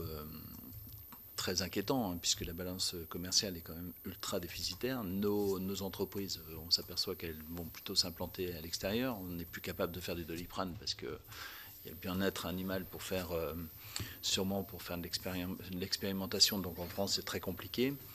Et en parallèle, je suis aussi sur l'agriculture où on commence à être très affolé par la balance commerciale qui devient de plus en plus déficitaire. Et bien sûr, en vous écoutant, un sujet me revient... en tête, c'est les nicotinoïdes, par exemple, sur le sucre. Donc, on a vraiment une inquiétude majeure. L'Allemagne va repulvériser les nicotinoïdes alors qu'ils sont vraiment qui sont dangereux pour l'abeille. Donc, ils vont sauvegarder leur entreprise du sucre. Nous avons les mêmes lois et nous n'allons plus pouvoir épandre. Et donc, nous allons constater la fermeture des sucrières. Ma question, c'est, le président de la République s'était engagé à ce qu'il n'y ait plus de normes de surtransposition. Je vous ai entendu, hein, vous réfléchissez au système pour essayer de les éviter, pour essayer de les réduire, pour supprimer les décrets à la fois ministériels ou diminuer les décrets et les interprétations aussi au niveau ministériel, mais aussi au niveau départemental. Mais je crois qu'aujourd'hui, le problème est devenu vraiment un problème majeur et il ne faut plus qu'on soit à l'état de réfléchir et de trouver des solutions. Il faut qu'on soit actif, il faut qu'on change les mentalités. Alors ça, c'est mon avis personnel. Je croyais beaucoup dans le CNEN quand il s'est installé, en disant peut-être que voilà, il va y avoir, on va stopper un peu la schizophrénie dont vous avez parlé. Et donc j'en reviens sur ces normes de surtransposition. Par rapport à l'engagement du chef de l'État, qu'en est-il? Et le deuxième point, comment vous expliquez que l'Allemagne et la France aient sans arrêt une interprétation qui soit différente? Sur les surtranspositions, ce que je disais, c'est que il y a quelques années, j'ai présidé un groupe de travail sur la question des surtranspositions, enfin un groupe de travail au Conseil d'État sur cette question. Et on s'était rendu compte qu'en réalité, il y avait différents types de surtranspositions et qu'il était il était beaucoup plus difficile que ce qu'on pensait initialement de pouvoir lutter contre. Et je donnais l'exemple d'une directive qui impacte une partie d'un régime juridique qui, en droit français, était unifié. Et au stade de la transposition, du coup, on se pose le problème. Soit on transpose strictement la directive, mais alors on désunifie le régime juridique, soit on étend le champ des obligations de la directive à l'ensemble du régime juridique pour qu'il continue à être unifié, ce qui est généralement souhaité par les utilisateurs. Donc c'est vrai que ces questions de surtransposition sont des questions difficiles. Par ailleurs, moi, comme je le disais, j'ai pas mal fréquenté les affaires européennes. Une des explications à la question que vous soulevez sur l'interprétation différente entre la France et l'Allemagne, c'est que généralement, au début de la négociation, les deux pôles opposés, c'est la France et l'Allemagne. Et que pour toutes sortes de raisons, les intérêts différents, l'héritage historique différent, le fonctionnement administratif, et que donc, lorsque la négociation est bien conduite, ce qui statistiquement est quand même le cas, le point d'équilibre à la fin est un compromis franco-allemand. Et donc, il est assez naturel qu'ensuite chacun essaye d'interpréter le compromis avec ses lunettes, si j'ose dire. Et le rôle de la Commission étant de veiller ensuite à ce que l'interprétation reste la même. Après, sur la question des néonicotinoïdes, moi, il se trouve que j'ai été juge des référés dans 2 affaires sur les néonicotinoïdes, où j'ai été saisi par le Conseil d'État a été saisi par les syndicats représentant les industries sucrières.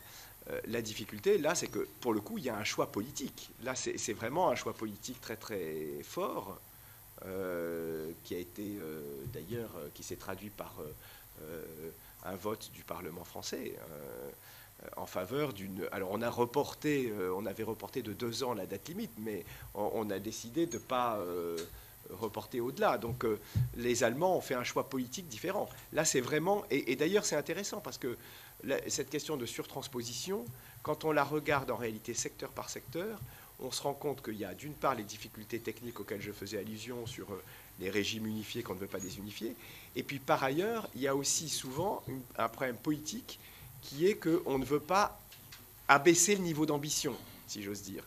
Alors quand c'est par exemple la protection des consommateurs, on ne veut pas baisser le niveau de protection des consommateurs dans notre régime pour s'aligner sur le compromis qui a été trouvé au niveau européen. Généralement, d'ailleurs, dans la négociation, on se bat pour obtenir la possibilité de maintenir un régime plus protecteur en France.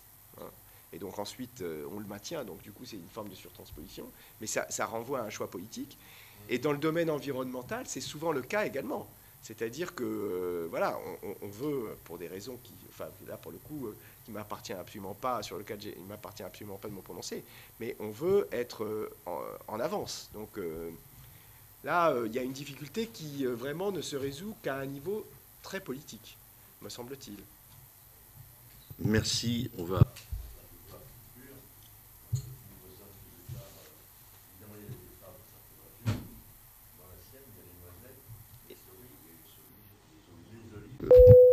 Et donc les choix politiques, ils sont parfois terriblement dévastateurs sur les territoires. Il y a une première usine de sucrerie qui ferme aujourd'hui à Beauvais, on l'a entendu. Voilà, ça commence. Et les Allemands se régalent parce qu'ils sont à 200 km de là, vont livrer le sucre.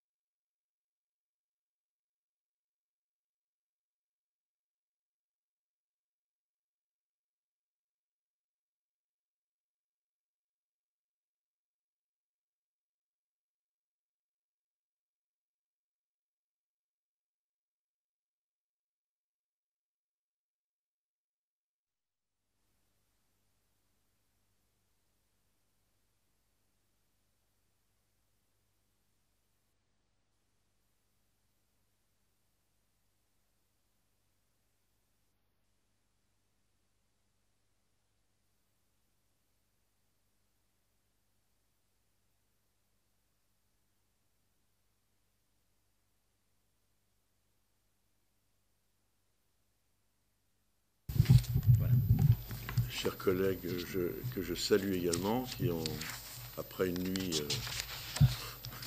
allez, je ne mets pas de qualificatif, mais c'est gentil d'être là ce matin. Absolument. Nous poursuivons avec cette deuxième audition conjointe nos travaux sur la simplification des normes applicables aux entreprises. Évidemment, on a le plaisir d'accueillir deux acteurs du choc de simplification de 2013. En effet, vous avez, messieurs, dans vos fonctions respectives, mis en œuvre cette première politique globale en faveur des entreprises, dont le précédent rapport de la délégation des entreprises avait dressé un bilan mitigé en 2017. Bon, monsieur Thierry Mandon, en étant chargé de la simplification au sein du gouvernement, comme secrétaire d'État, monsieur le ministre, à ce moment-là, et monsieur Laurent Grand-Guillaume, en coprésident avec un chef d'entreprise, monsieur Guillaume Poitrinal, du groupe Unibail-Rodamco, le Conseil de simplification pour les entreprises. Quelles leçons tirez-vous de cette expérience? Pourquoi l'impôt papier, c'est-à-dire le coût pesant sur les entreprises, est-il si lourd en France? Comment l'alléger? Nous vous remercions grandement d'avoir accepté, évidemment, notre invitation à cette audition. je vous céderai tout d'abord la parole pour un propos liminaire d'une durée de 10 minutes chacun, puis nos rapporteurs vous interrogeront à leur tour avant que nous ne prenions les questions de nos collègues. Donc je suis entouré de 2 des 3 rapporteurs, Gilbert Luc de Vinaz et Jean-Pierre Moga, qui vous poseront quelques questions à l'issue de votre propos liminaire. Alors, si vous le souhaitez, on peut commencer. Je vais peut-être céder la parole à M. Grand-Guillaume pour commencer, puis M. le ministre vous fera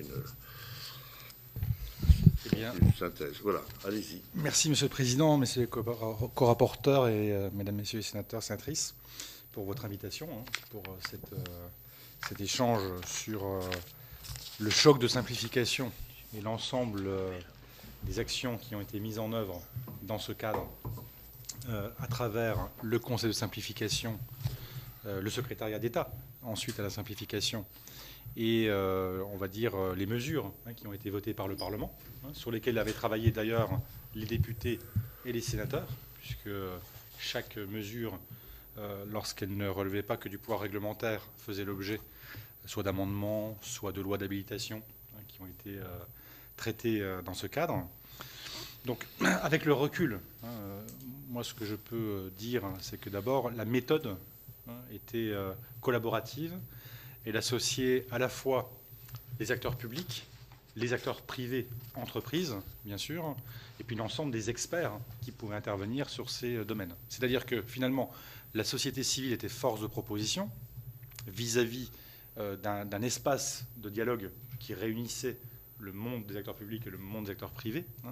Donc un espace de dialogue, de concertation, là où les entrepreneurs avaient parfois du mal à trouver tout simplement une écoute bienveillante pour pouvoir faire part de leurs difficultés dans un monde où finalement les normes sont parfois des contraintes et parfois aussi des éléments de protection. On le sait au niveau international, l'enjeu des normes au niveau international est aussi un sujet très important. Ce qui a bien fonctionné, ça a été le lien avec les administrations, le dialogue permanent, l'élaboration des 50 mesures qui étaient présentées régulièrement, et puis le suivi derrière de leur mise en œuvre.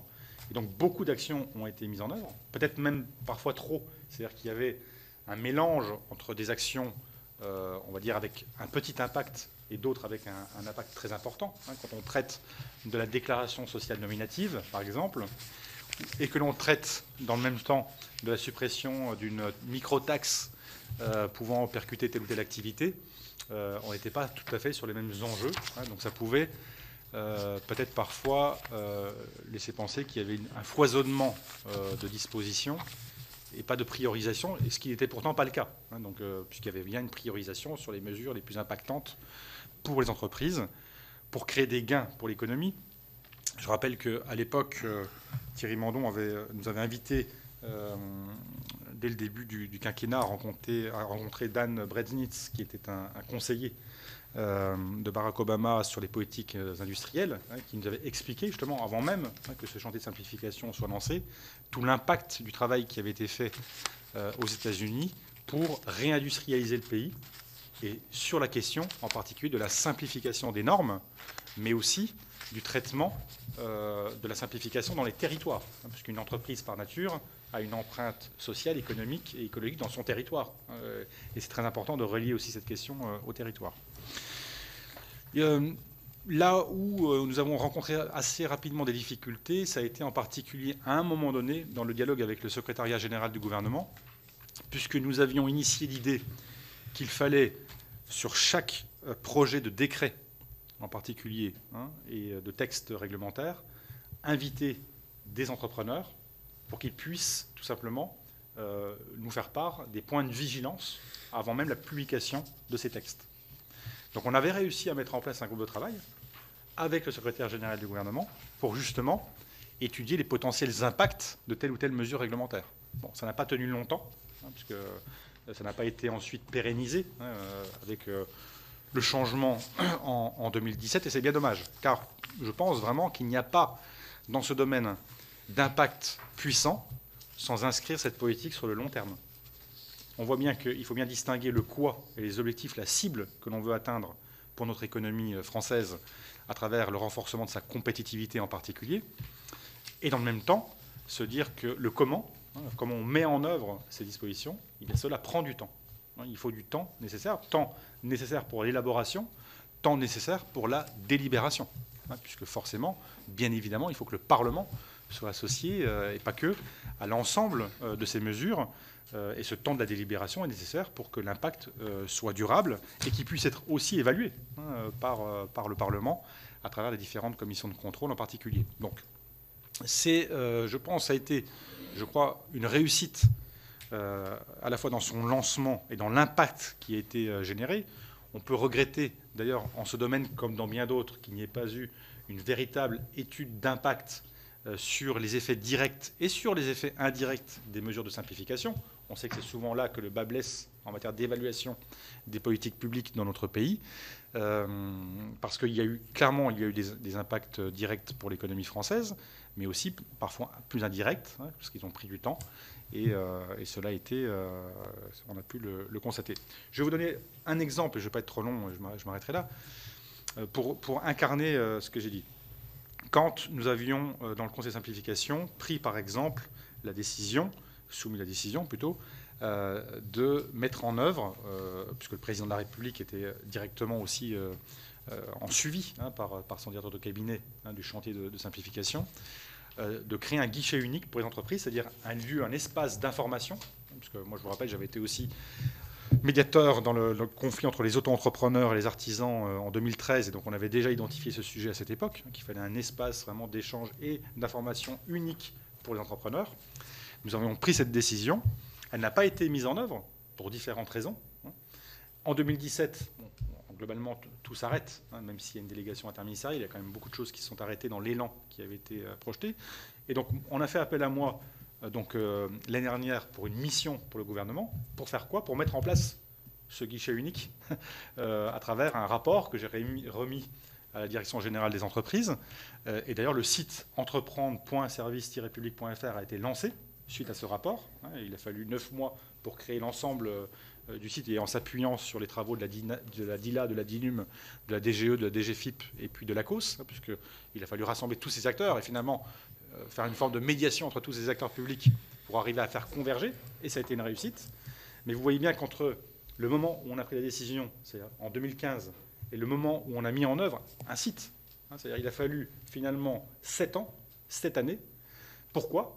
Parce que nous avons perdu entre 2017 et 2022 près de 5 ans, finalement, dans la mise en œuvre de cette disposition, qui était attendue de tous et qui avait été demandée par les entrepreneurs, qu'ils soient travailleurs indépendants, entrepreneurs d'une TPE, d'une PME ou d'une entreprise de taille intermédiaire, parce que je rappelle qu'il y a un gros enjeu en France sur le passage, la croissance des PME vers les ETI et le soutien à nos ETI, qui sont vraiment les pépites de l'économie française.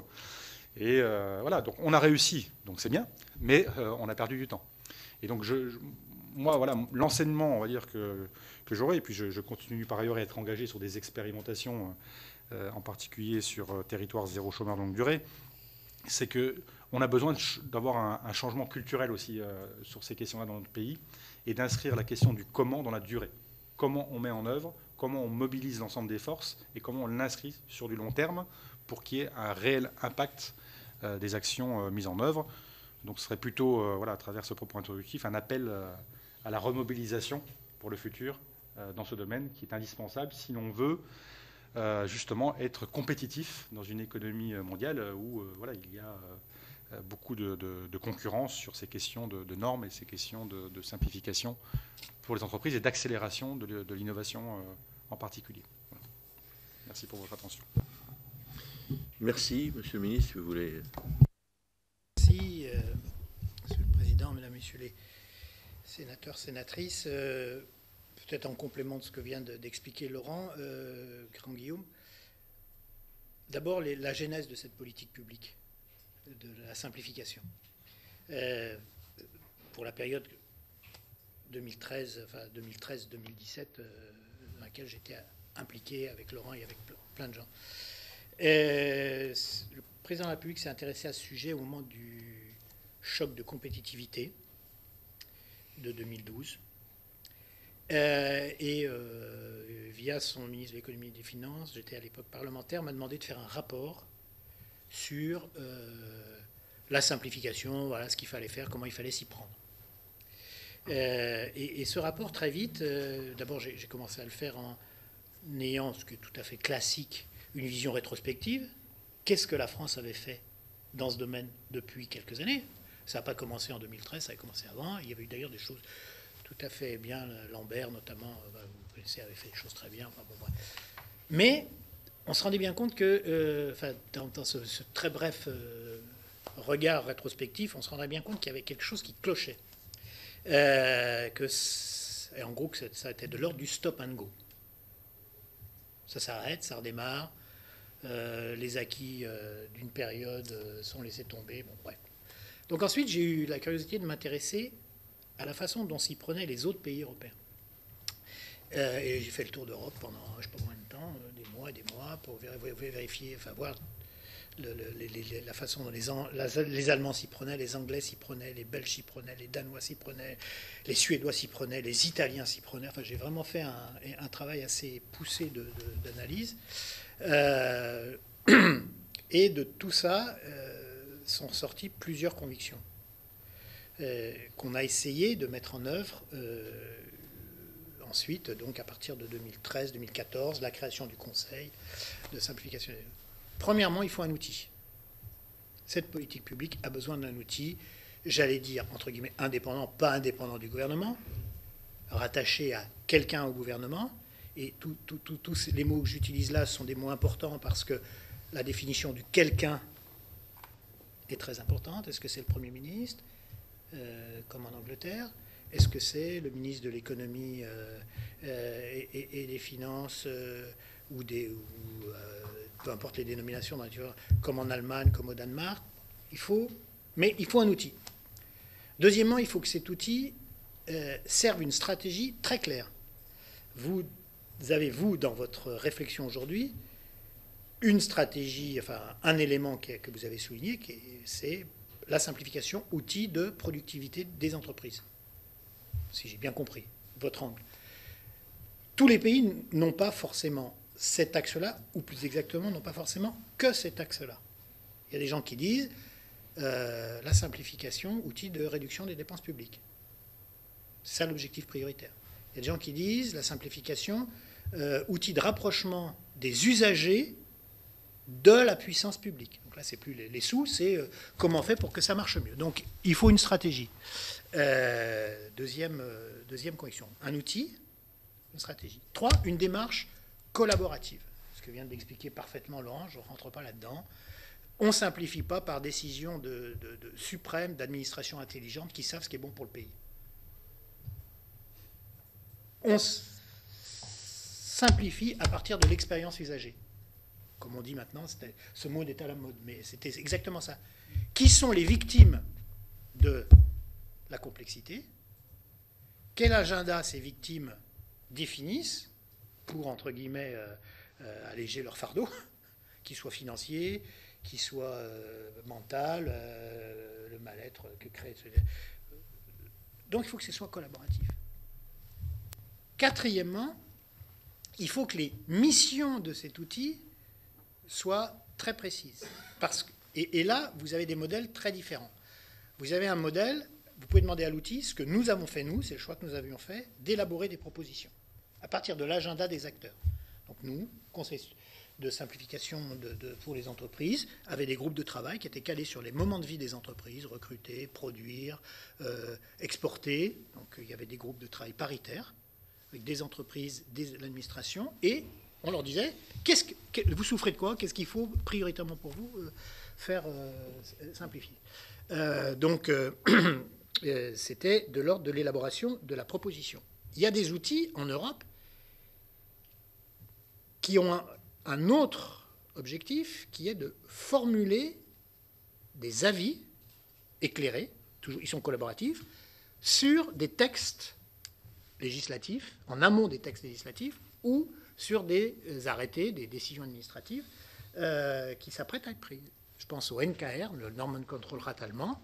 Lui, il ne fait pas de proposition C'est pas son boulot. Son boulot, c'est chaque fois qu'il va y avoir un texte de loi, de dire, écoutez, c'est très bien, mais voilà ce que... Et ces avis sont publics. Très concrètement, voilà ce que ça va créer comme charge, ou comme complexité, ou comme difficulté pour l'économie. Je me rappelle très bien de l'étude qui avait été faite au moment où les Allemands ont fait le SMIC, qui est quand même pas rien à l'époque, où ils ont fait le revenu minimum. Ils sont passés, donc ils ont défini, c'était 9,50, je crois, euros de l'heure. Le Human Controllat s'est réuni. Il a dit, écoutez, choix politique, pas de problème, on n'a rien à dire. Ça va créer une charge de 45 milliards pour l'économie allemande. C'est pas notre problème, sachez-le. Et ça va faire disparaître 2 professions, les colporteurs de journaux, les ramasseurs, les cueilleurs de cerises. Parce que c'est pas possible, le modèle économique de ces professions-là ne supporte pas. Donc, solution 1, vous les exonérez de cette charge, mais c'est difficile. Solution 2, vous la faites une montée en régime sur 10 ans. Ce qui a été fait, et résultat de la manœuvre, la mise en place du SMIC a été votée à l'unanimité de la Chambre. Donc, ça peut formuler des avis. 3, ça peut, ça, là je pense aux Anglais, prendre en charge le travail de suivi et de modification des normes. C'est-à-dire ça devient un outil d'instruction. Donc là, on n'est plus ni dans la proposition, ni dans l'avis, mais on est dans l'outil d'instruction avant vote de la simplification. Et puis, quatrièmement, c'est certains, d'autres, pas tous, ça peut être des outils d'évaluation ex ante, avant, ex post, après. Nous, dans notre idée, en parlant, moi, je ne vais pas dire moi, parce que j'ai travaillé avec plein de gens, et d'abord les entreprises, Guillaume Prétrinal, et des acteurs comme Laurent, et plein d'autres parlementaires de tous bords, d'ailleurs, c'était super. Nous, on s'est dit, en regardant la situation française, il faut, 1, qu'on fasse les propositions, 2, les avis, c'est même pas la peine, on peut le faire, mais on se fera plaisir, parce que quand on voyait déjà l'indigence, qui demeure d'ailleurs d'une certaine manière un peu moins, mais des études d'impact, on ne voit pas pourquoi les études d'impact n'étant pas prises au sérieux, pourquoi des avis d'impact le seraient beaucoup plus. C'est triste, hein, mais donc on a tiré un trait là-dessus. 3, la prise en charge du travail, il faut qu'on amorce ce point-là, d'où le fait qu'on avait mis dans le Conseil de simplification des hauts fonctionnaires, que j'avais pris à mon cabinet la secrétaire générale adjointe du gouvernement, qui est une conseillère d'État, parce que du coup, on était capable de produire de la prédécision juridiquement, sécure, et ainsi de suite. Et 4, sur l'évaluation, ça a été, je vous le livre tel que je vous le... La franchise m'oblige à le faire, le plus difficile, parce que là, on se heurte aujourd'hui, on s'était heurté, à cette époque-là, au service de Bercy, qui avait les seules compétences, qualités et moyens pour faire ce travail-là, mais eux avaient un outil d'évaluation, et ont toujours d'ailleurs un outil d'évaluation de la charge créée par les normes, qui est un outil made in Bercy, alors que tous les pays européens ont un outil commun qui s'appelle le Standard Cost Model, qui a le double avantage d'avoir une méthodologie éprouvée et qui permet des comparatifs entre pays européens. Et là, on s'est très vite rendu compte qu'on n'y arriva pas. Et donc, par rapport à ce que peut faire un outil indépendant, on s'en est tenu, de fait, à la mission 1, identifier les propositions, à la mission 3, aller le plus en aval possible dans la décision pour qu'il n'y ait plus qu'à appuyer sur un bouton pour que ça se fasse. Et puis on a tourné un petit peu autour de la question de l'évaluation. Je vous dirai comment en 2 minutes. Et là, j'arrête après parce que je risque d'être trop long. Il n'empêche que cette politique, évidemment, je ne vais pas vous dire le contraire, est une politique extraordinairement innovante en matière de simplification en France. Elle aurait mérité d'être dès le départ, mais on ne le savait pas. Puis on prototypait une politique inscrite comme une politique durable. En même temps, il faut un consensus des acteurs. Il y a France Stratégie qui publie des rapports tout à fait intéressants, mais enfin qui de fait irriguent assez peu la décision publique. Si on avait la moitié des moyens de France Stratégie pour faire une mission de 10 ans de simplification des normes pesant sur les entreprises, je vous assure que ça fera un choc considérable de compétitivité. Donc, on a beaucoup regretté ça. Ça a très bien marché. Et d'ailleurs, j'avais été assez froissé, moi, par le rapport réalisé en 2017 par le Sénat, qui ne nous avait pas entendus, d'ailleurs. Je ne sais pas toi, mais non. Moi pas. Je pense personne. Donc, parce que je trouvais que c'était injuste que l'aspect innovant de cette politique, au moins, ne soit pas pris en compte. Après, il y a des limites. Hein, nous-mêmes, on voit. Donc, d'ailleurs, dont je vous parle. Mais ça a très bien marché. Le président de la République s'est investi personnellement. Tous les 6 mois, il faisait un bilan. Il convoquait tous ses directeurs de l'administration centrale. Bon, alors, on en est où de ce qui a été décidé il y a 6 mois? On en est où à l'Élysée, hein? On en est où des propositions là dans 6 mois? Et on faisait ça jusqu'à ce que les attentats, finalement, modifient la marche du quinquennat et fassent que ça redescend à Matignon, puis après, malheureusement, ça c'est un tout petit peu dévié. Donc, il faut une très très forte volonté, il faut une organisation, et puis surtout, il faut une évaluation objectif des gains concrets pour les entreprises.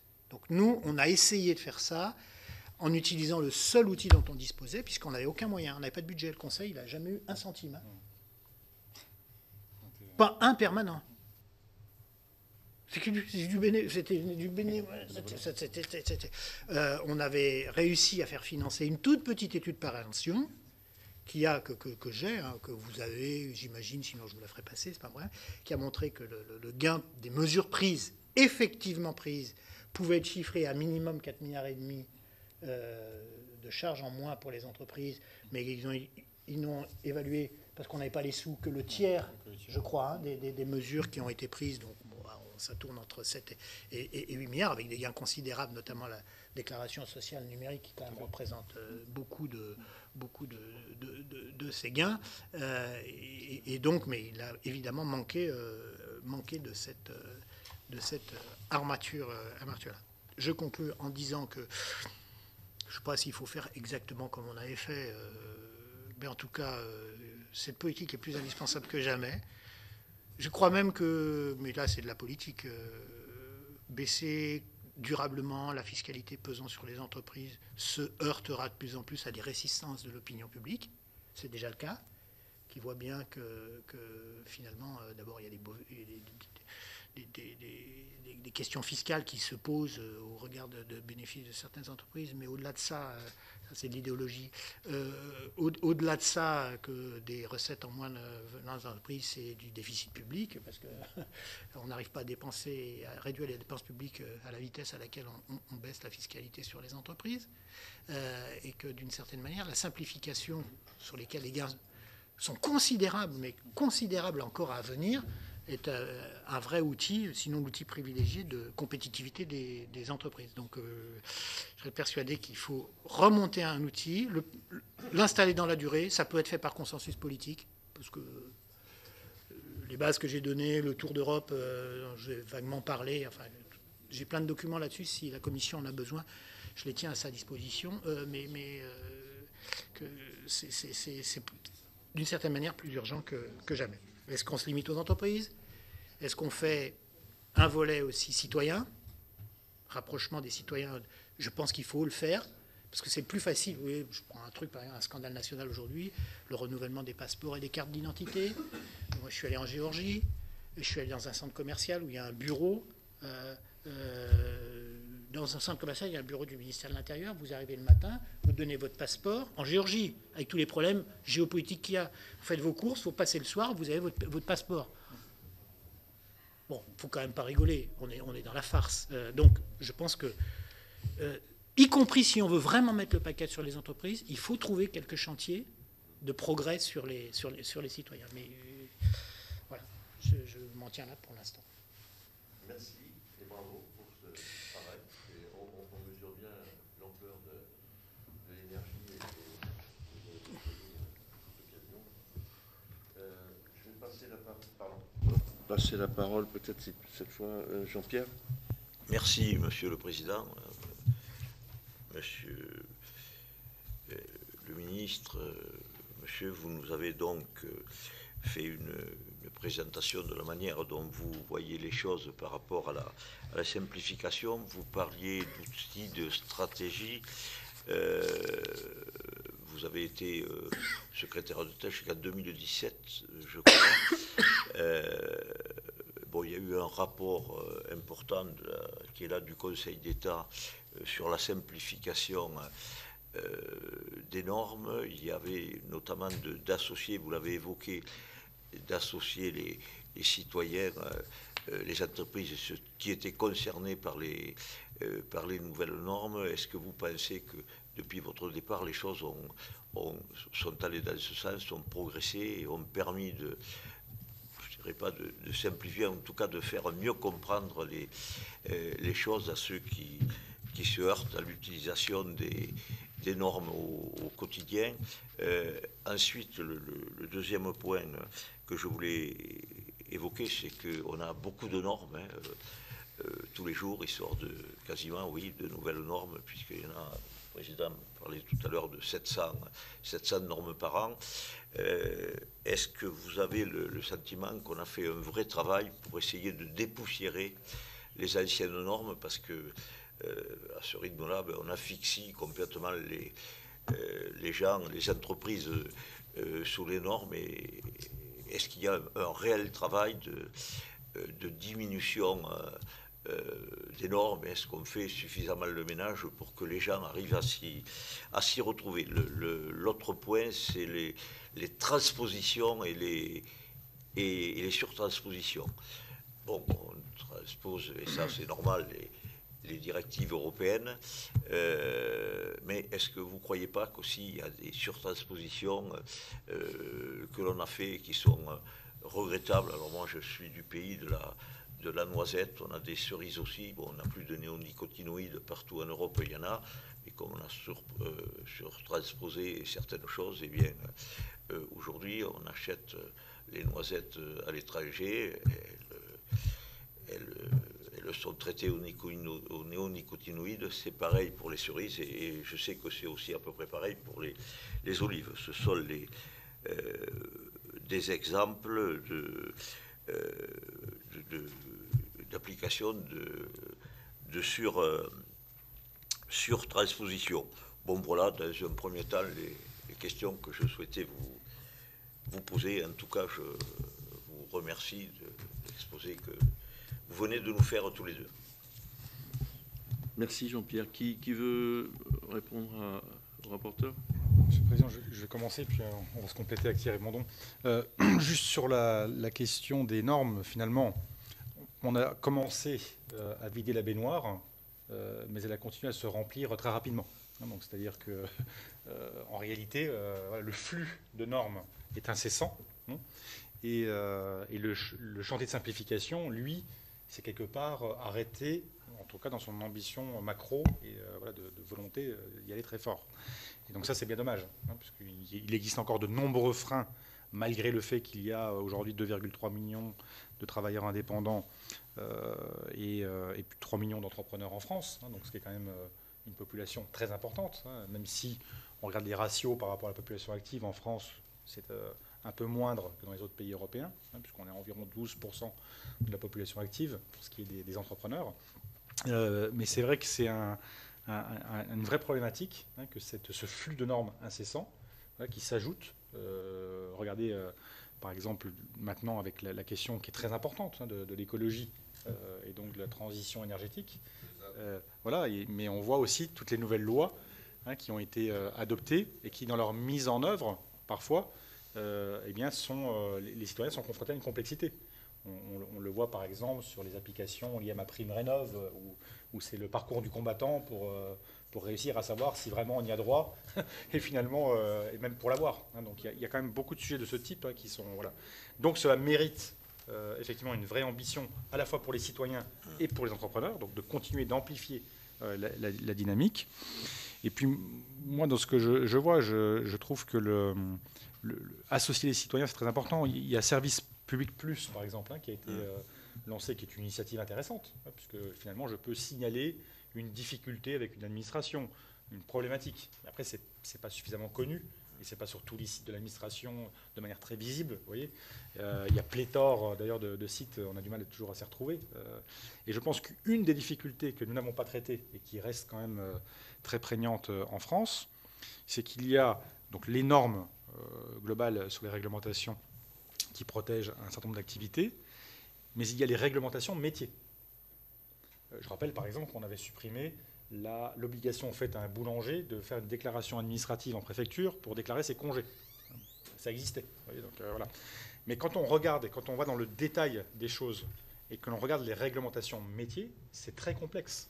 Parce que dans le chantier qui a été mené pour entreprendre.service-public.fr, Nous avons réussi à unifier l'ensemble des informations sur la création d'entreprises, la gestion, la transmission des entreprises, mais on n'a pas encore réussi à descendre sur la finesse, vraiment dans le détail, de toutes les réglementations qui existent déjà, pour que si demain je veux créer une activité dans tel secteur, je sache à qui m'adresser, parce que parfois il faut que je m'adresse à 3 administrations différentes. Prenons un exemple, et je m'arrêterai là. Je veux créer un organisme de formation, je vais demander à la DRIT un numéro d'organisme de formation, premièrement, mais je dois aussi Calliopiser, entre guillemets, certification Calliope, mon organisme de formation. Donc il y a des délais incompressibles, ce qui fait qu'entre le moment où je veux créer mon activité et le moment réel où je vais pouvoir vraiment développer un chiffre d'affaires, il peut s'écouler des mois et des mois. Vous voyez. Donc certes, il faut des protections, certes, bien sûr, il faut de la qualité. En même temps, il faut de la simplicité. Et un des problèmes que nous avons, c'est qu'on fait non pas confiance a priori, c'est que nous sommes dans un système de défiance. Donc comme nous sommes dans un système de défiance, on veut tout vérifier en amont, si vous voulez, avant de lancer quoi que ce soit. Alors qu'on devrait laisser justement les entrepreneurs lancer des initiatives et des innovations, et bien sûr contrôler a posteriori. Je me rappelle, on avait comparé entre la France et l'Allemagne le fait de pouvoir, par exemple, créer un magasin dans un centre commercial. Ça pouvait se faire en gros en 1 mois dans un centre commercial en Allemagne. Il fallait 6 mois en France parce qu'il faut toutes les déclarations administratives préalables pour y arriver. Alors que si on fait confiance a priori, vous lancez votre activité et puis on vient vérifier si vous respectez le droit. Par contre, si vous ne respectez pas la règle alors que vous la connaissez, là on vous sanctionne. Vous voyez, voilà. Trois questions. Donc, depuis 2017, il y a des choses intéressantes. Il y a trois textes qui ont fait quelques avancées en matière de simplification. ESOC, Pacte, et puis le dernier, ASAP. Mais, point précédent, ça passe sous les radars, de fait, parce que comme ce n'est pas évalué, les gains, personne n'évalue de manière objective les gains qu'on peut être, les évolutions sur les seuils, qu'a pu représenter le droit à l'erreur, ainsi de suite. Donc, c'est sous les radars. Et donc, le bénéfice politique, je veux dire, je ne suis pas au gouvernement, le bénéfice politique pour le gouvernement, il est égal à 0.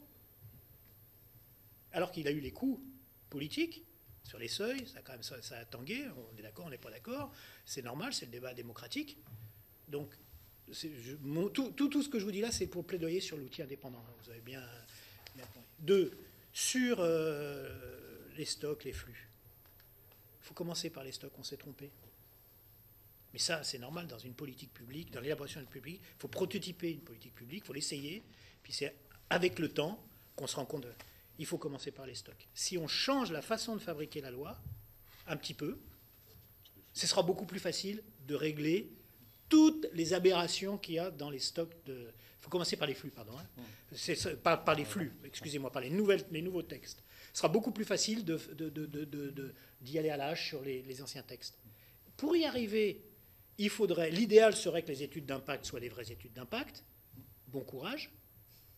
On y arrivera, mais pourquoi ? Normalement, si vous avez votre outil indépendant, qui est saisi avant toute réglementation nouvelle, pourtant ayant un impact sur la vie économique du pays, et à qui vous demandez un avis, vous voyez, un simple avis, qui figure en annexe de l'étude d'impact, vous changez tout.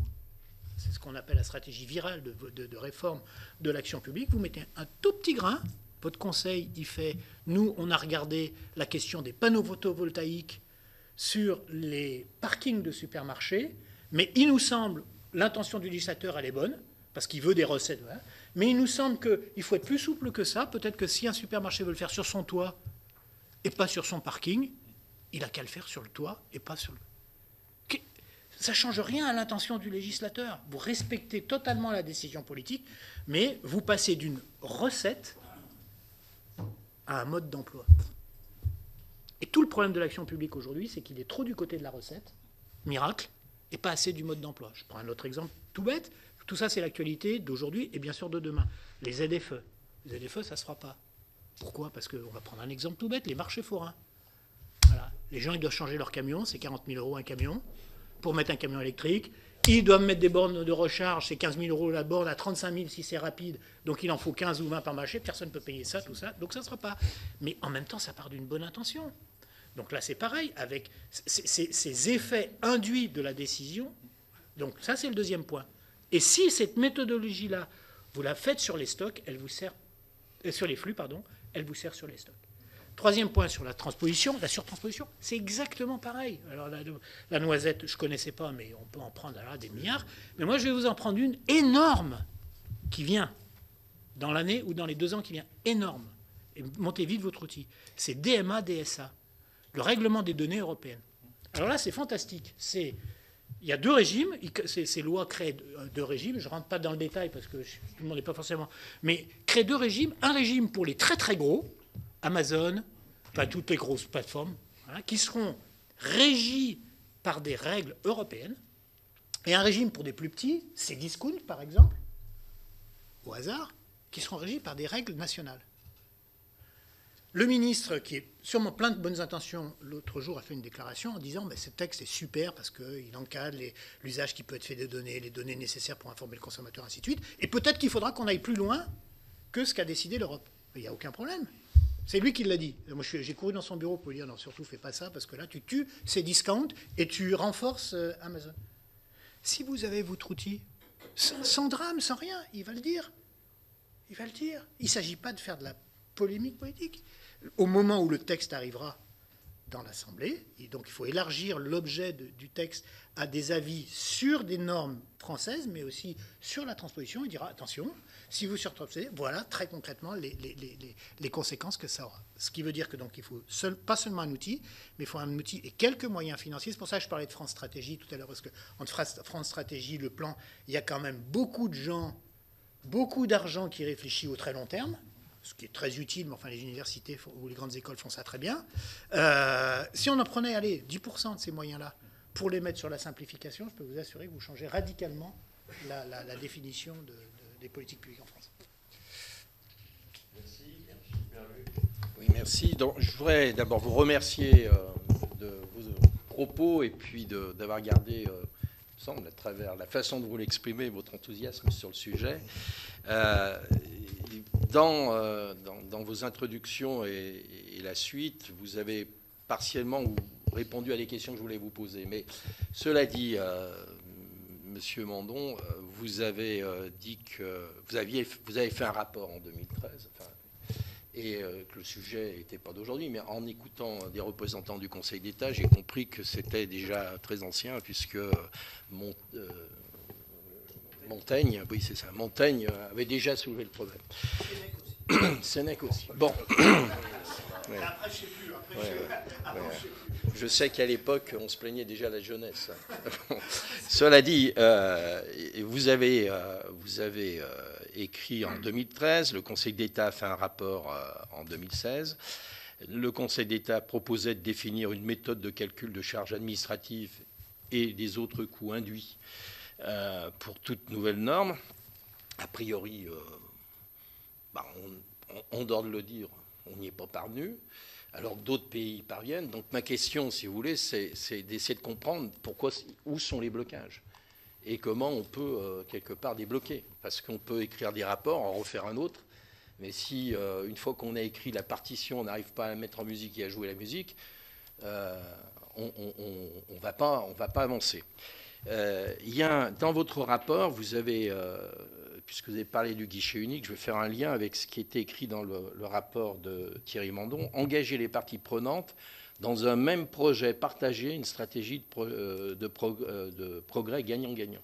Est-ce que vous croyez que dans le guichet unique, on a suivi cette logique qui était proposée, que les usagers, qui sont en l'occurrence là des entrepreneurs, ont été vraiment associés?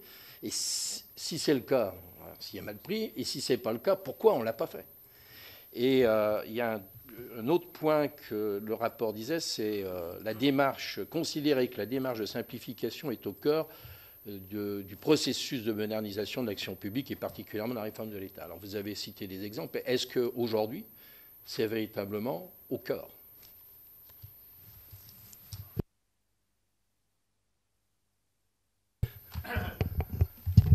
Je suis très gêné parce que je ne suis pas venu porter un regard critique sur l'action qui est menée aujourd'hui par le président et le gouvernement. Ce n'est pas mon propos. Mais je pense qu'il y a une opportunité pour enfin passer à l'âge adulte. Alors d'abord, il faut l'engagement du président. On ne va pas se raconter des histoires, ça marche comme ça en France. À la fin de la fin, tout est décidé par le Conseil des ministres et les deux personnes qui sont derrière le président de la République, le secrétaire général du gouvernement, le secrétaire général de l'Élysée. Toute l'administration française est organisée en attendant cette messe hebdomadaire. Le directeur de la jeunesse et des sports de la région Limousin va être nommé en Conseil des ministres. On pourrait imaginer des choses plus simples, mais donc il faut que le président s'y mette. Mais je pense qu'il y a une opportunité, j'en disais un mot tout à l'heure, il y avait un retard français en matière de fiscalité pesant sur les entreprises. Il a été corrigé, en tout cas en partie. Ce n'est pas contestable ces 5 dernières années. On peut être d'accord, on peut être contre, mais la différentiel existe encore, mais il est moindre. Et donc les marges de renforcement de la compétitivité de l'industrie française et de l'économie française par la baisse des impôts pesant sur les entreprises, c'est limité, si on regarde devant nous.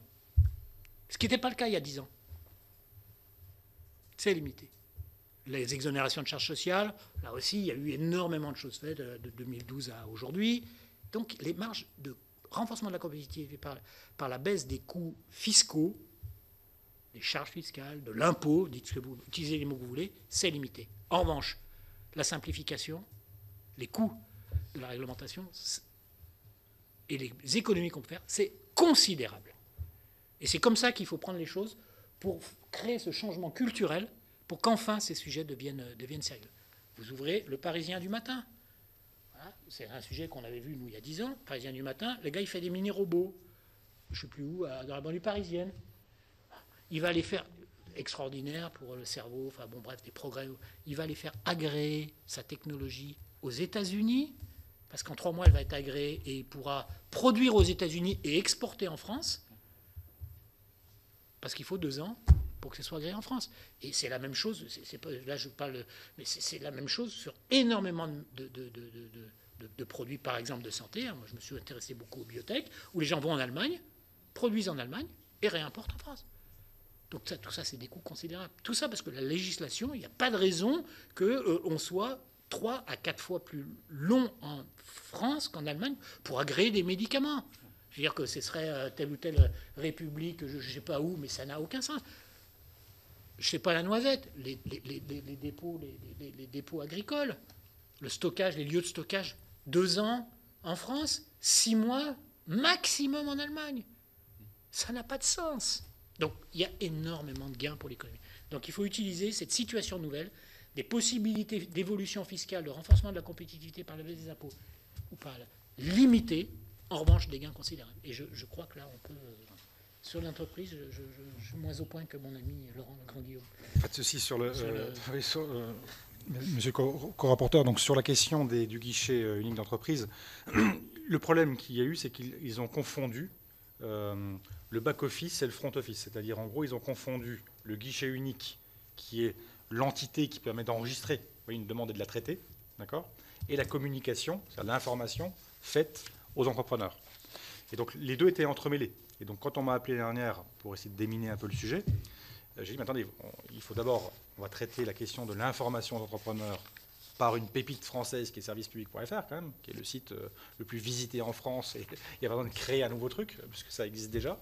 Et on va créer donc un espace spécifique pour les entrepreneurs. Et donc ça a été développé très vite. Et on a associé les entrepreneurs en les interrogeant à travers des enquêtes, des questionnaires, des entretiens.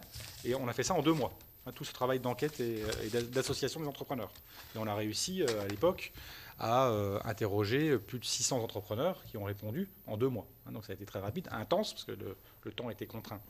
Le guichet unique, c'est-à-dire le traitement qui s'est fait, là on était dans le quoi. C'est-à-dire dans le quoi, il y a M. Merlin qui a fait un très, très gros travail, très intéressant, mais in fine, quelle était la raison? C'est-à-dire, bon, il y a les greffiers, il va falloir qu'on mette les greffiers de côté, et puis on va disrupter les greffiers, parce que c'est un système, entre guillemets, corporatiste, etc. D'accord? Donc c'est des systèmes qui se sont finalement opposés et qui n'ont pas été entremêlés. La difficulté, elle est là, hein, à mon avis. Et d'ailleurs, ça ne fonctionne pas, puisque là, aujourd'hui, au moment où je parle, il y a plein de dysfonctionnements sur ce guichet unique. Parce que quand vous bâtissez un système, finalement, contre un autre système, plutôt que de dire comment on fait ensemble, en reprenant sur l'histoire, la culture du système, il ne faut pas effacer la culture et l'histoire, elle est là. Donc, bâtissons de cette façon. Et je pense que la méthodologie qui a été employée n'a pas été la bonne. Et donc c'est un sujet, mais qui est une arlésienne finalement, parce que puis à la fin vous avez le guichet unique du guichet unique et on en crée tous les jours. Et puis vous vous retrouvez avec plusieurs guichets uniques. À la fin, c'est comme les maisons. Hein, il y a des maisons dans tous les domaines. Donc je pense que vraiment cette méthodologie du guichet unique, malgré le très bon travail qui a été fait par M. Merlin, dysfonctionne parce qu'il y a on a mélangé le quoi et le comment. Vous voyez, encore une fois dans cette histoire. Il faut se donner des cibles. On se dit voilà, la priorité, c'est la simplification, par exemple, des démarches d'entreprise, et il faut une seule entrée. Très bien. Mais après, laissons faire les acteurs, voilà, et avec les usagers, les entrepreneurs, enfin, peu importe, du service public, pour construire la solution, et de le faire de manière très pragmatique. Il faut être pragmatique et ne pas mélanger toujours ces deux, voilà, parce je pense qu'on a voulu traiter un autre sujet que celui vraiment du guichet unique. Merci. On va devoir conclure. Je suis désolé pour mes collègues, mais on a fait un vaste tour d'horizon passionnant. Évidemment, il faudra compléter peut-être par le questionnaire simplifié qu'on vous a adressé. Et puis, Monsieur le Ministre, on se tournera vers vous parce que vous nous avez proposé certains documents qu'on n'a peut-être pas et qui seront intéressants pour enrichir notre propos. D'accord. Je suis désolé d'accélérer cette fin de réunion, mais vous savez qu'à 10h30, on reprend, non pas un texte sur la simplification, mais un texte complexe sur les retraites. Et donc, il faut vraiment rejoindre l'hémicycle. En tout cas, merci tous les deux, Monsieur le Ministre, Monsieur le Président. Vraiment, on est enchanté d'avoir entendu vos propos et ça va enrichir largement notre réflexion. Bonne journée à vous. Merci.